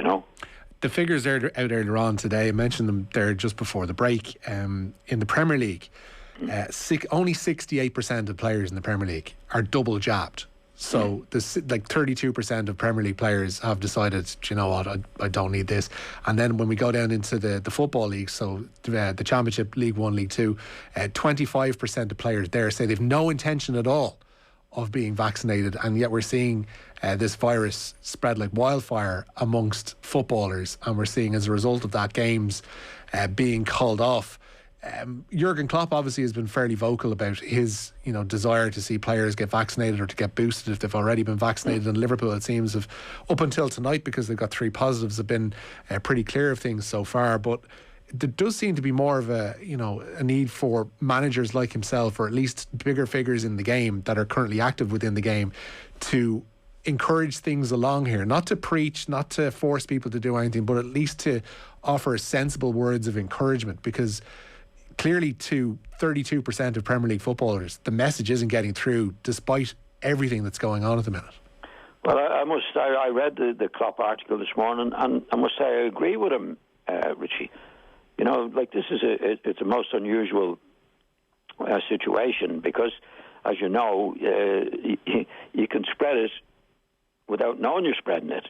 And I think what they're trying to do now is to get the players to take the vaccination, is to say, well, look, if you have to quarantine for 10 days or you can't play, then we're not going to pay you. And that could well be the case, because you can't make players. It looks like Klopp has take the vaccination, but I think with players in that situation, it's not fair on their colleagues and people around the club. And what will happen is you get more and more matches building up, being postponed, Richie. So obviously Klopp has had a great deal of influence on his players getting the vaccination, and I'd have to say I agree with what he's done. He mentioned yesterday about it being a matter of solidarity and I guess of respect for your teammates, and at some point you would think an air of professional responsibility has to come into this thing. I mean, you mentioned there the idea of potentially withholding wages from players who don't do that. Like Bayern Munich have essentially trialled that. A couple of players, Joshua Kimmich was one of them, Eric Maxim Choupo-Moting was another, and Jamal Musiala, I think, was one of the others, where they said that they weren't going to be vaccinated, and for one reason or another, they ended up missing games, missing training sessions because they either had to restrict their movements or they had to self-isolate, and as a result, they weren't paid for those days in which they were isolating. That's something you'd welcome being brought in across the board at different clubs? I would, yes, I would, Richie, because, this is not a situation where if you don't believe you should have a vaccination with other illnesses, and it doesn't affect anybody else. But the problem with this virus is that you're passing it on to others. It's not just about you. It's about people you're working with or playing with in football, in a football sense, that you pass it on to them. So it's not just about you. I mean, I can understand people and for certain religious reasons doing certain things, but it's affecting them. If it's not right, it affects them. But they're not passing on the illness to other people. In this situation, people are passing it on. They don't even know they're passing it on. This is the problem. It's not just about the individual. It's about their colleagues in football anyway, about their colleagues and passing it on to other players. Yeah, and it's like that we do forget sometimes, I guess, that footballers are people, and footballers are people that exist in the wider world. They don't just exist in a bubble of, football clubs, and they're out there. And we spoke to you when this first broke, and I remember there was a certain deal of, I hope you don't mind me saying, there was a certain deal of fear in your voice when we were talking to you initially before the vaccines came in, because you just had to be super careful because we didn't know enough about this, and you needed to stay away from things as much as you possibly could. Things have changed somewhat, things have developed, people have been out, the fact that you're vaccinated, I believe you're probably boosted now as well, are you, John? I am, thank goodness. And I'm still scared, Richie, because, I mean, we read about it, because even people who have the vaccination and all the various things can still pick up the illness. You can still do it. So I'd still want to be very, very careful. But I just don't see the logic. Well, I see the logic in it. People don't want to have it done. But funny enough, professional footballers, have the biggest rate of not getting the vaccination for some reason. I mean, I think maybe it's because they're young, healthy, they feel they're not going to die from it. But the thing is, and I keep repeating myself here, they pass it on to other people who are not so lucky. Well, I just don't get it. On the whole thing of solidarity, like, if you're a footballer, like, you have a professional responsibility to keep yourself fit. So if you're coming up to Christmas, say, you don't go mad on the mince pies and you don't have a massive dinner the day before you're due to play on Stevens' Day, because you have a responsibility to not be 20 stone ambling around a pitch. Similarly, you surely have a responsibility to keep yourself as healthy as possible. And if there are measures with which you can keep yourself healthy, or at least mitigate against being severely sick, then surely it's incumbent upon you as a professional, no matter if you're a footballer, if you're a journalist, if you're a farmer, if you're whatever, you go and do whatever is going to help you be healthy and help those around you stay healthy. Yeah. And I don't see why, like, I struggle to see why, I don't know about you, why 32% will just shrug their shoulders and go, that's grand, don't worry about it, it's fine. I don't get it. I just don't get it, Richie. I mean, I think it's a very selfish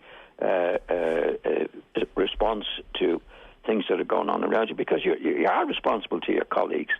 You're in the dressing room. Their livelihood depends. Everything depends on the club. Depends on the club that are paying you. Depends on keeping everybody right. And it's a very, very difficult thing to do anyway. So I just don't agree with it. I think Klopp, I read this article this morning. Obviously, I think it looks like all his players have had the vaccination and doing the best they can to help each other in their profession and indeed in their life. And that makes sense to me. It doesn't make sense to me where there's footballers and there's 25, 26, maybe 30% not taking the vaccination, which is obviously a protection from this particular virus. Let's move on to cheerier matters, John. Okay. Leeds getting beaten 7-0 the other night by Manchester City. I just wanted to get your thoughts on it, because 7-0s don't come around too often, and they can be I guess a signpost that things are bad, but it seems to be a confluence of factors whereby Leeds are missing players. Manchester City are, rolling at the minute. They've got players coming back fit, like Kevin De Bruyne is back hitting his stride again. It just seemed to be the worst case scenario for Leeds came true the other night. Have you any great worries beyond the actual scoreline? Well, I wouldn't be happy about it. That's for sure, Richie. It can't do anybody any good. But I think it's an exceptional situation at Leeds at the moment. They've got Phillips is out, Bamford is out, probably the two best players, and there's about three others who would be in the team who are fit, and they don't have a big panel, so they pay the price. And I think when you're in the situation they're in with the injuries and the players that they've got, I mean, the worst team you can play at the moment for giving you hiding in that way is Manchester City. I think as they get the players back, they'll be okay. I don't think they'll go down. But you don't want to be in the position that they're in. Obviously, Richie, it's not good, and to get the hiding they did.